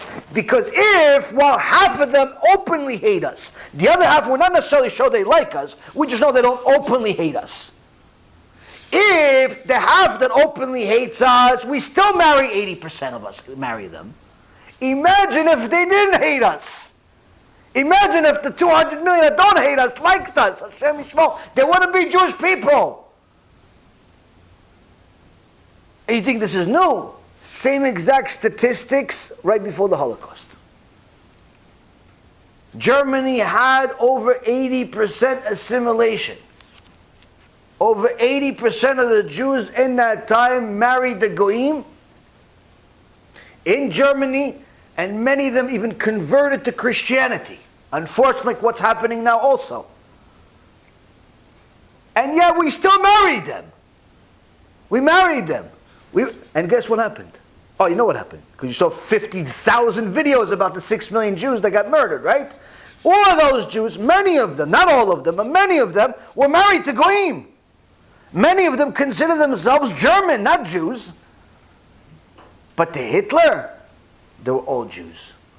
Even if halachically they weren't Jews. Oh, your great-great-great-great-grandmother, grandfather's cousin's neighbor, he's a Jew. Okay, you're a Jew, I'm going to kill you. Whatever excuse he could use. But the point is, Rabotai Karim, if it wasn't for anti-Semitism, there wouldn't be Am Yisrael. Now, we're not saying we like it. We're not saying we look for it, ask for it, want it. No. But we do understand that it is a tool of the divine that is necessary because he's trying to protect us. And he's succeeding.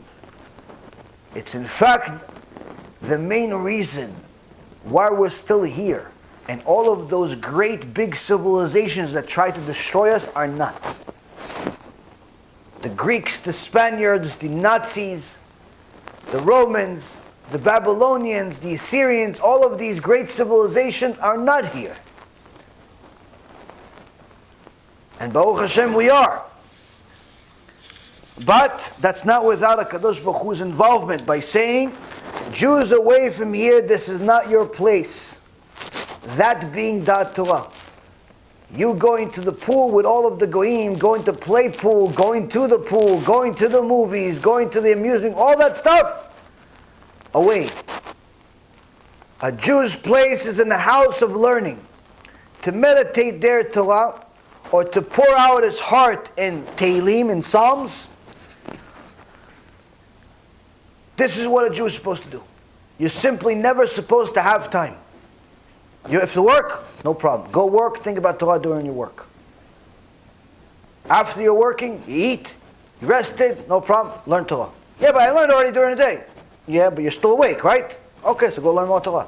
Yeah, what do I do if I want to, like I already learned Gemara today, I relaxed, I worked hard, I learned 2, 3, 4, 5, 6 blood Gemara already today. And it's a lot, Rabbi. I'm Rav Kanievsky. It's a lot for me. I learned 8, 10 hours today. So what can I do to relax? Read a midrash. Want to relax? Read a midrash. Read a bio of one of the sages. Read a bio of Eliashiv. Read a bio of the Steipler Gaon. Read the bio of the Baal Shem Tov, Rashi. Read a bio. Relax. Why, can't play video games? No. When can I play video games? In Gehenom, they play video games all day.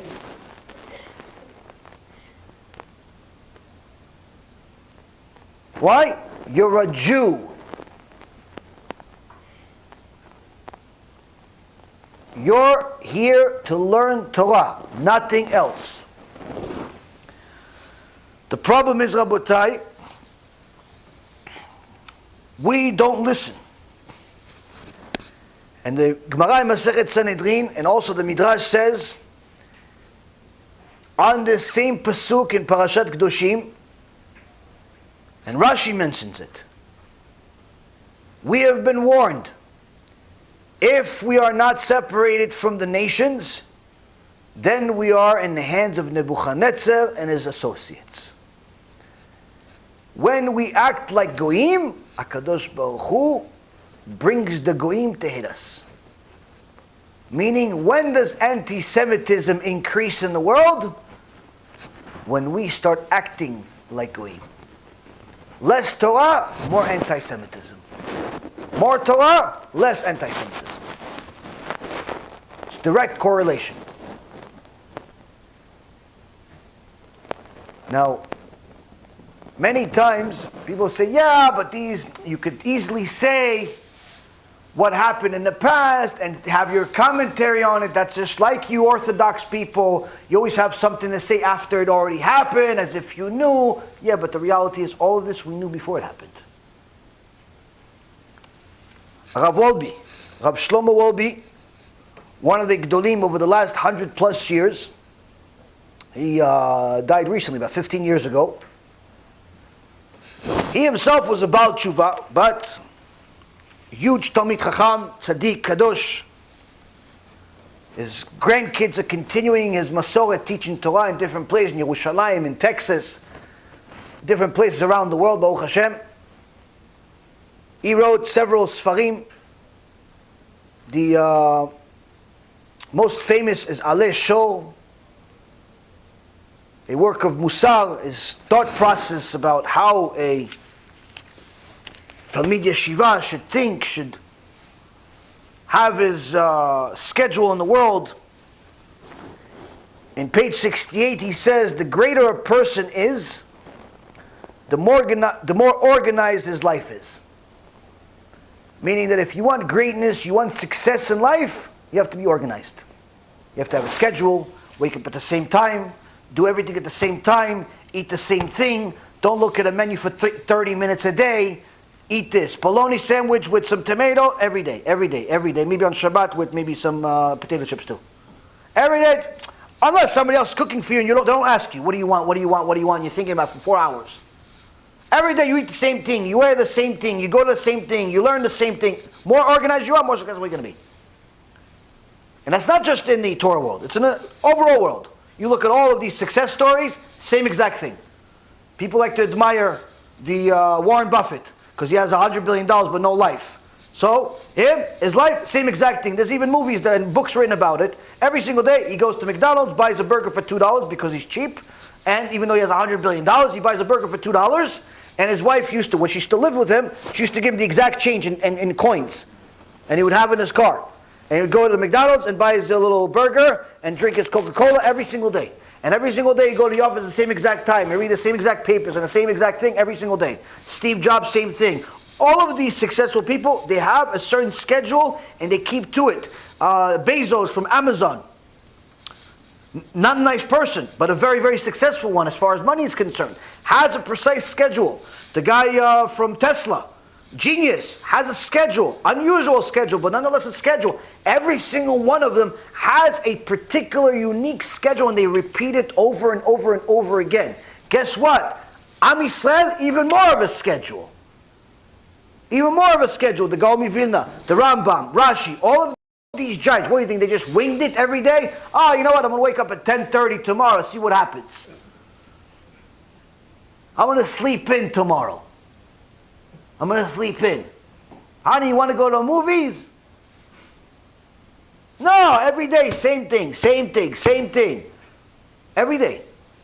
Now, Wolbe says, the more significant a person is, the more he's going to have a schedule.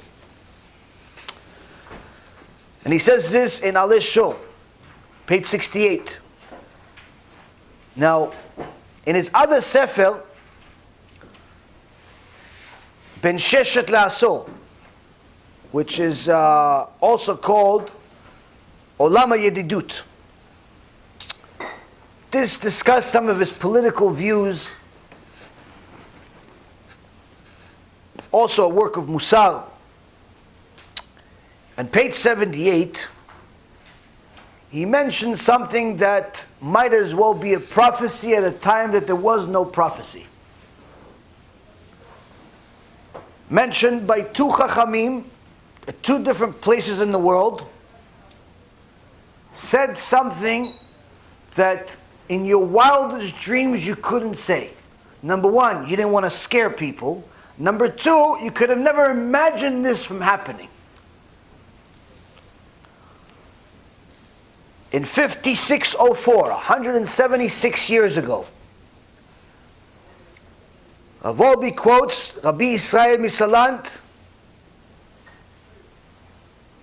saying publicly that the meaning of the reform, those that have negated the Torah, gone against the Torah, they have now paskined, officially paskined, may mean make an actual halacha, that they now allow intermarriage between Jews and Goyim. Now this, you think, wait a minute, but the reform were always going against the Torah. Yes, but what changed here is that until then, you were going against the Torah because you didn't feel like it, you didn't want, that's one thing. But to actually make a rule an official rule that this is allowed, that the pig is allowed, to eat it because you like pig is one thing, but to say it's a mitzvah, that's something completely different. So Rabbi Israel Misalan says, they have brought a new Shulchan Aruch in this meeting in Braunschweig, in Germany. And the time will come when the Goyim will bring their own Shulchan Aruch, where they will forbid the same intermarriage that the Reform said is allowed. And may God help us with such a Shulchan Aruch. There will be a time that the Goyim are going to come and they're going to have their own rules, their own Shulchan Aruch. And they're going to say, hey, what do you guys have a rule that you're allowed to marry Goyim? Not allowed to marry Goyim. You're Jews, we're not Jews. You are not allowed to marry us. And Rabbi Israel Misalan says 176 years ago, woe to us on that day, when the Goyim are the ones that rebuke us, when the Goyim are the ones that remind us, when the Goyim are the ones that tell us what HaKadosh Baruch Hu has been saying for 3,000 years, woe to us on that day. And guess what? Not 90 years passed, and the Nuremberg laws of the Nazis, Imach Shimam, said exactly what Rabbi Israel Misalant was afraid of. Saying a Jew that marries a German, death penalty. Death penalty. Same exactly as the Torah says. Now he wasn't alone. In Moscow, the chief rabbi was Kodesh Kodashim, Rabbi Yaakov Mazeh, Alav Shalom, in the Sefer Zikhronot by the Magid Mikelim, in page 155, 156 in the fourth book, he writes about the same exact meeting. And he says, due to the new Shulchan Aruch of the Reform, by name of Geiger, there will come a time that a new Shulchan Aruch of the Germans will come against Klal Yisrael, that will state that the best of Jews need to be killed, the best of Jews need to be killed, Hashem preserve and save us. You're talking about several decades before Germany even saw Jews as enemies. We're not talking about Hitler is there and people are smelling something in the air. Hitler wasn't even around, he wasn't even born yet. We were at the top of our game in Germany. Politicians, businessmen, running all types of companies. To think that Germany was going to become Nazi Germany, it's going to kill us, was some crazy fantasy. Like, what are you, some scary movies inside your head? Where did you get this? It's like saying America is going to turn into Nazi Germany.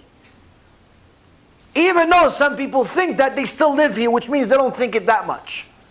Or if they do, they have submission or something. Point being is, reality, to say such a thing, it has to be prophecy. It has to be something out of this world. Because right now they like us. Right now we're politicians. Right now we're bankers. Right now we're businessmen that are successful. Right now everybody likes us. To say that these same friends of ours that come to our house and we go to church with them and we befriend them, they're going to kill us. They're going to come up with a law that says that if we marry them, they're going to kill us. Show us another time in history it was happened. And here you have at least two Chachamim. Two Chachamim detail it. Detail it. Decades before it happened. One almost a century before it happened. Were they prophets? No. They knew Torah. They learned Torah. And they knew HaKadosh Baruch Hu and His will. And what measure for measure means. You see, Rabotai Yekarim, unfortunately, our Chachamim have time after time reminded us of what Rashi said 900 years ago, what the Gemara said 1700 years ago, and what HaKadosh Baruch Hu said 3,332 years ago. When we are His, that means we have to be separate from the Goyim. We can't look like them, we can't act like them, we can't even hang out with them. We have to be among each other. You could work with them, you could do business with them. Gemara Masechet Avodah Zarah says don't do business with them 3 days before their holiday so they don't use the money for their idolatry, but nonetheless, aside from that, you're allowed to do business with them. You're allowed to employ them. You're allowed to work for them, no problem. But as far as socializing, things of that nature, no. Many people like to invite their non-Jewish friends, Christian friends, to their Shabbat table, to their Pesach Seder. Forbidden, completely. In fact, it's even forbidden to invite them to a dinner, period. Your son's getting married? Unless it's some type of politician or somebody that's going to cause you some serious trouble, if you don't invite them, you shouldn't invite them. Not because you don't like them, but because by celebrating together with the Goyim will make some people think that we're equal, that we're the same, that we can marry each other, the Gemara says. Be nice to them, do whatever you got to do, no problem. But as far as celebrating and doing all of that together, problematic. Why? What ends up happening is you're friends with the guy, right? He's your boy, you're his boy, you invite him for a barbecue, everything is good. Now what happens? He has kids, you have kids. Your kids grow up, they play with each other. He has Marie, and you have David. And guess what? Marie and David, they grow up just like the plants. They grow up, and they play with each other. And in the beginning, it's really cute because he's 3 years old and she's 3 years old, and they're both at a she and they're both a tea, and they do all these fun things, and they're both cute, and they're both wearing diapers, and they both fall on their tushy, and it's really, really cute. But guess what? Once they're 18, there's nothing cute about it, because Dave likes Marie, and since he grew up with her, why can't I marry her? And it all started with some shish kebabs that you made in the barbecue, and you invited him. For a little bit of shish kebabs, you lost your son.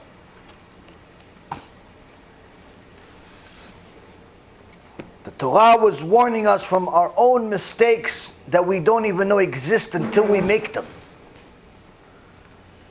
Kadosh Baruch Hu says, when you're separate from the Goyim, you are mine. When you're not, you're eventually going to start admiring them for the wrong reason, and I'll have to put you in their hands.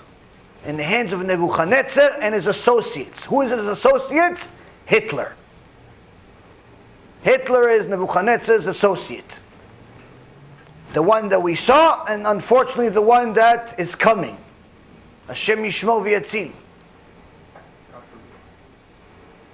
Prophecy in the prophet Zechariah, chapter 14, says that before Mashiach comes, there's going to be a war called Gog and Magog, where 2/3 of the world die.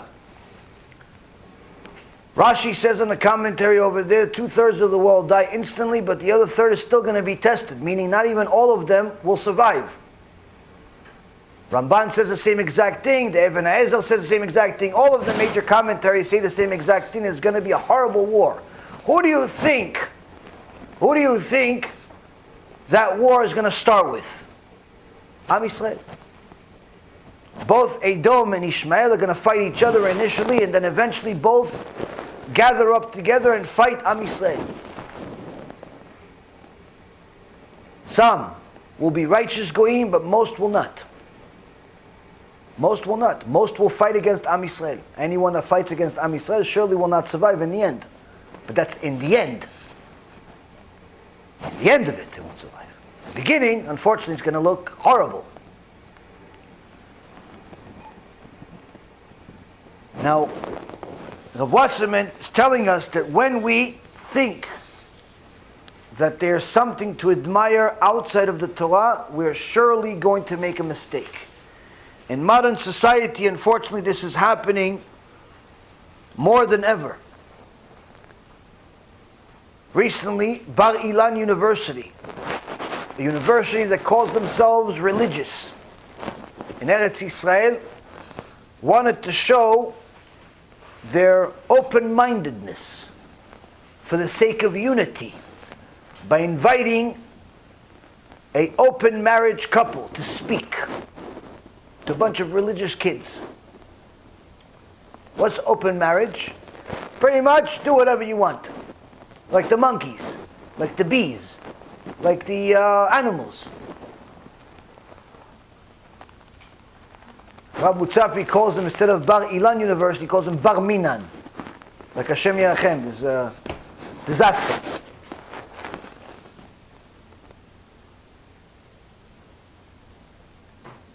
Countless times you see flyers posted all over the internet and social media of singles events being held at Jewish centers and synagogues. Rabbi such and such is going to have a singles night. Boys and girls, Jewish boys and girls are going to meet for a shidduch while playing poker, while in the carnival, while in the this, while in the that. We see it so often that we think it's a mitzvah. People donate for the cause, to go have it again, to have better food next time, to have better entertainment next time. People have gone to the point where they think these singles events are a mitzvah. Why? They're saying, listen, there's Jewish boys, there's Jewish girls, they're not married, so if we don't do something about it, they're going to marry the goyim, so it's a mitzvah, right? Wrong. 100% wrong. The Wasserman says in Kovetz Maamarim, we are not the merchants of the Torah.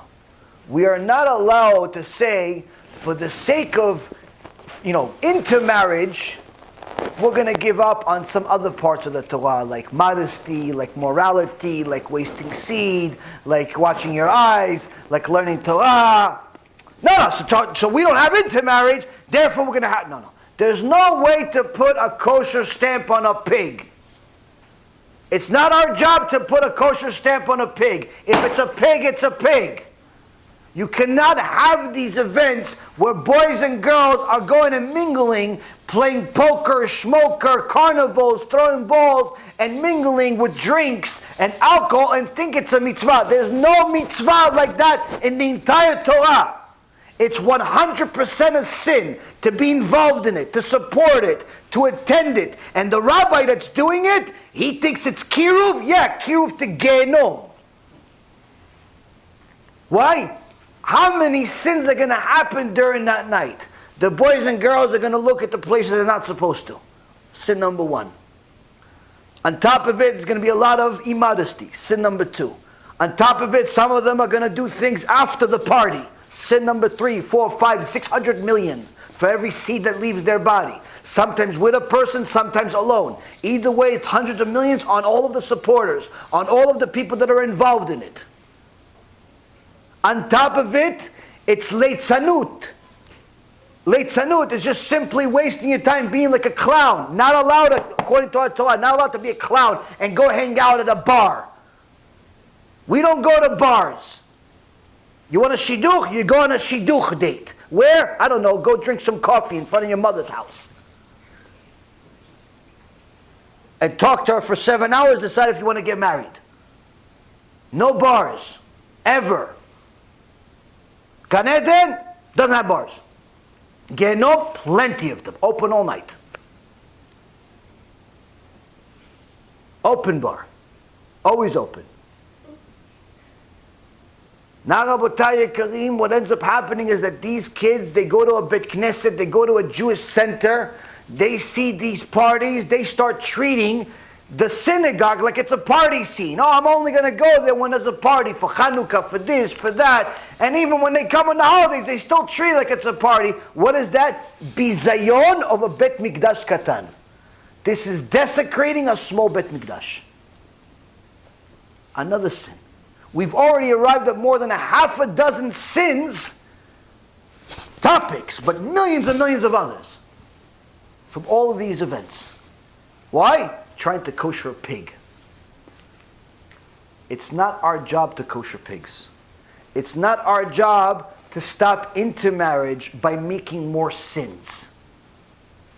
You want to stop intermarriage? Teach the Jewish people the truth and let them decide. Don't customize everything according to their standard, because there is no standard. They thought they were going for the first 20, 30 years of their life. There is no standard. The standard is 0. You have to bring them up to the Torah, not the Torah down to them. But that's unfortunately what's been happening. countless times where people that do not love the Torah themselves, they simply modify it. They modify it in order to appease the crowd. They have all of these horrible events for teenagers and young singles, thinking that it's a mitzvah, but in reality all it does is desecrate Hashem, desecrate His Torah, and desecrate His kids. How many young women tell me, Hashem Yishmor v'Yatzil, how many times they got hurt from these events? Some Dave, or some Shimon, or some Reuven that they met at some Jewish night, pretended to be their husband for a day or two or three before he threw him in the garbage pail. How many? But the reality is, the Jewish community is still supporting it. And it's still happening on a regular basis. Why? Shepherds. Horrible, evil shepherds. But that's not enough. They're bad. It doesn't make us good. The only thing that's going to make us good is if we ourselves follow the Torah. If we ourselves act in accordance to the Torah. Them being bad doesn't make us good. What would make us good is if we are really good. If we follow the Torah. If we don't do what they do. But by not doing what they do, it's not enough. Why? You're not even allowed to admire it. If you admire the Rasha, guess what? You are a Rasha, just hasn't given a chance yet. Ish lefi ma'alalo, Rabbeinu Yonah says. Rabbeinu Yonah, Migirondi, 850 years ago, says a person is who he admires. You admire murderers, you're a murderer. Yeah, but I never killed anybody. You haven't had a chance yet. When you get a chance, you'll be just like the people you admire. You admire the thief that had a Ponzi scheme and stole $20 million. Guess what? You're a thief. No, but I never even stole an Applejack. What are you talking about? Never stole anything. You will eventually when you're given a chance. You admire the bad guy in the movie that you watch. He's sold drugs, killed people. That's what you admire. You are just like him. No, but what do you mean? I go to yeshiva. Yeah, that's because that's where you are now. If you were given his job and his role and his power, you would do the same thing. You would do the same thing. You admire this club promoter, this club owner, that, anytime somebody overdoses in his club, he just throws them in the back so the police doesn't arrest them, and sells drugs, but, through his people. You admire him because he has a lot of money. Guess what? You just the same thing as him. Ish lefi ma'alalo. We are who we admire. Meaning that in order to be a Kadosh Baruch Hu's people, it's not enough that we just follow mitzvot, let this goatee grow, put a little shmata on our head, and pretend like we're praying even though we're really thinking about some baseball game. No, it's not enough. We have to be with HaKadosh Baruch Hu in here, all the time. Meaning we're not even allowed to admire the Reshaim. We're not allowed to see it as any good. In fact, we have to be revolted by it, disgusted by it. You see some celebrity, he just made $20 million, you have to feel bad for him. You have to feel bad for him. Rabbi Aaron Kotler, Alav Shalom, Kodesh Kodashim, one time came to his students and he says, who won the election? There was an election at the time in America. He says, who won the election? They told him, I think it was Nixon or one of the former presidents, but he said, Kvod Rav, since when do you care about politics? Because I don't care about politics. So why'd you ask? He says, because every single day, I do a tefillah in the morning, and I say to Hashem, thank you very much, HaKadosh, of the morning. Thank you, HaKadosh Baruch Hu, for not making me a goy. But I have to have kavanah. What kind of kavanah I have to have? Who is the best goy in the world? Who does everybody admire? Usually it's the President of the United States. So I say, thank you, Hashem, for not even making me the best of the goyim. Even the best of them, thank you for not making me him. Thank you. If you admire any of these people, you're not with Hashem. You're not with Hashem. If your role model is Donald Trump and Bill Gates and Warren Buffett and some other businessman and some other tycoon and some other idol worshiper, guess what? You're not with Hashem. the only people you should admire are our sages. I'm not saying you should frown upon successful people and not learn from them. The Gemara in Masechet Megillah says, Chochma b'goyim ta'amin. They have wisdom and you can learn from them. You can learn architecture, you can learn math, you can learn different subjects from them. Torah al ta'amin. You're not allowed to learn Torah from goyim. But actual Chochma, different wisdoms, no problem. But as far as admiration, as far as role models, only Am Yisrael. Only our sages. Why? Because these people were not just someone that taught a subject, like the Goyim. They'll teach you about algebra. They'll teach you about science. They'll teach you about all types of things, but that doesn't necessarily mean they follow it. He could teach you about how to have a marriage, but he himself was divorced 4 times. One of the most absurd situations in the world today is Tony Robbins, one of the famous gurus of the world. One of his top subjects that he's known for is to teach you about marriage, forgetting that he is divorced 4 times himself and accused of sexual improprieties at least 4 or 5 times as well. He's teaching you about marriage. It's the most absurd thing in the world. So when the non-Jews, when the secular people, when the people that are not of the Torah teach you something, it doesn't necessarily mean they follow it.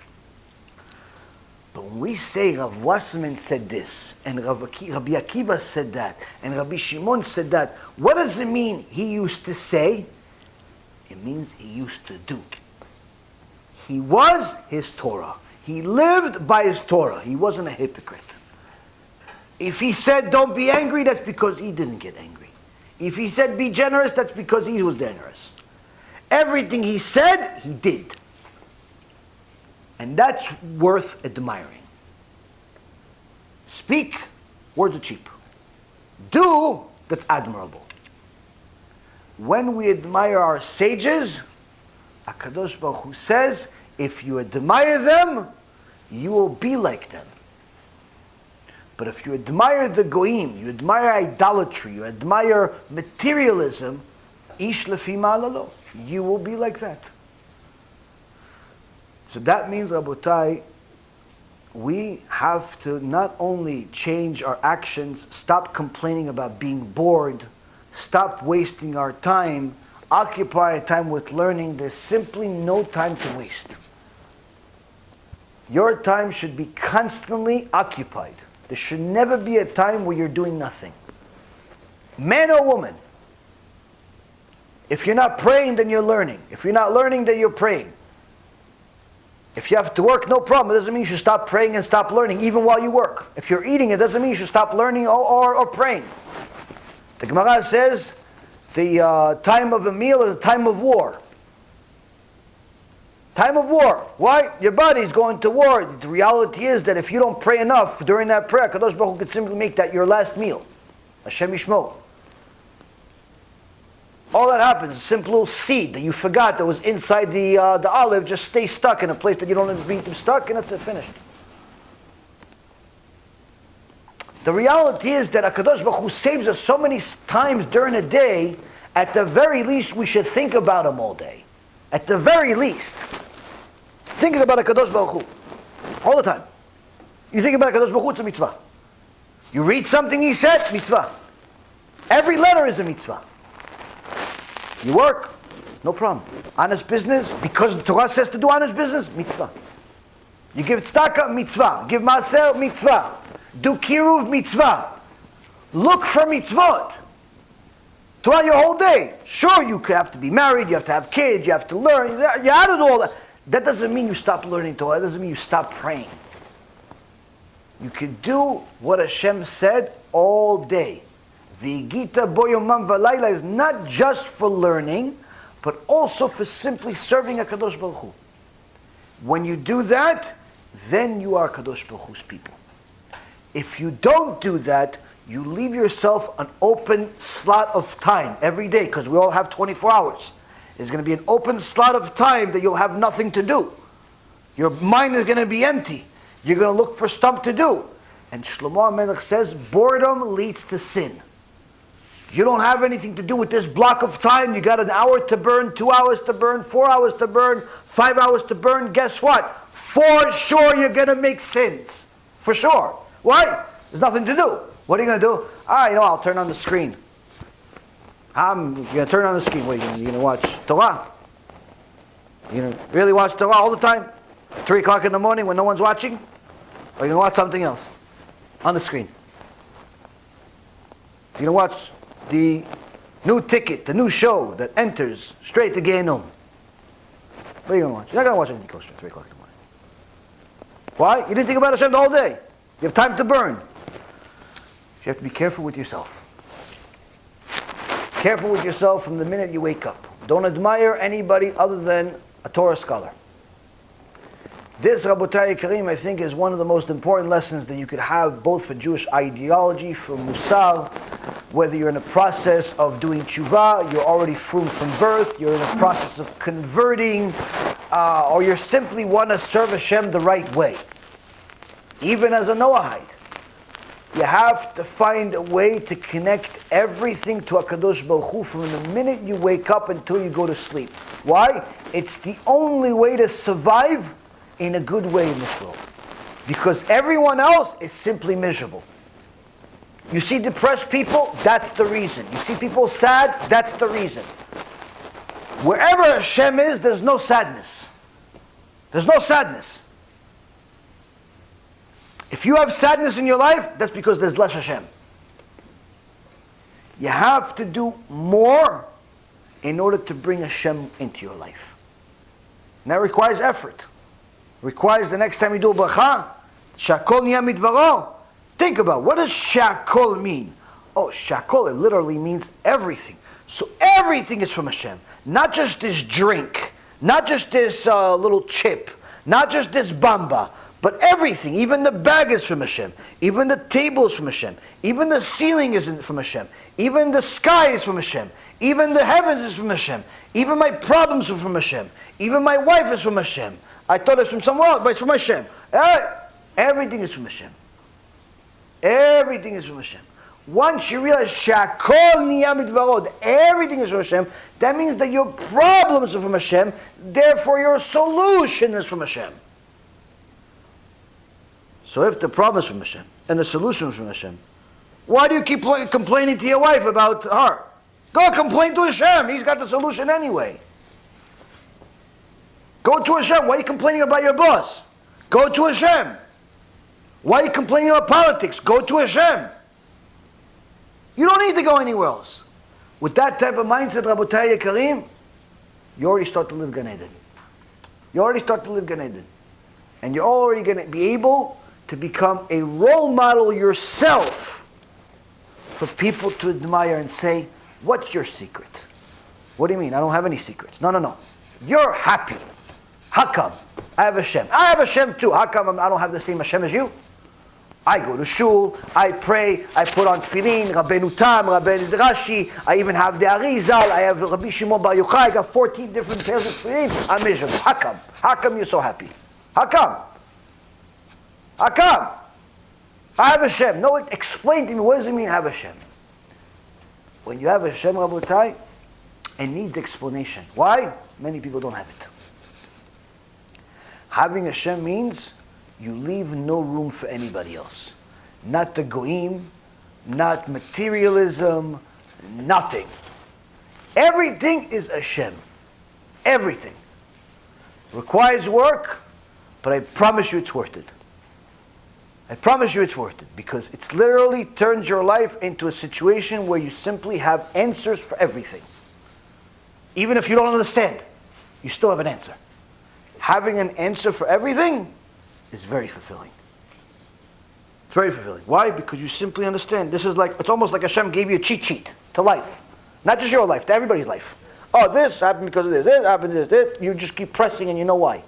It's unbelievable. Try it. It's much better than admiring the Goyim. Why? None of them have any answers. They have talk shows talking about the same answers for 30 years. The same answers that didn't work. B'ezrat Hashem, this will give us the chizuk that we need in order to get closer to HaKadosh Baruch Hu, in order to be more like what HaKadosh Baruch Hu wants us to be different from the Goyim, to be different from all of the people that are far from Hashem. And Be'ezrat Hashem na'aseh v'natzliach, Baruch Adonai le'olam, Amen v'Amen.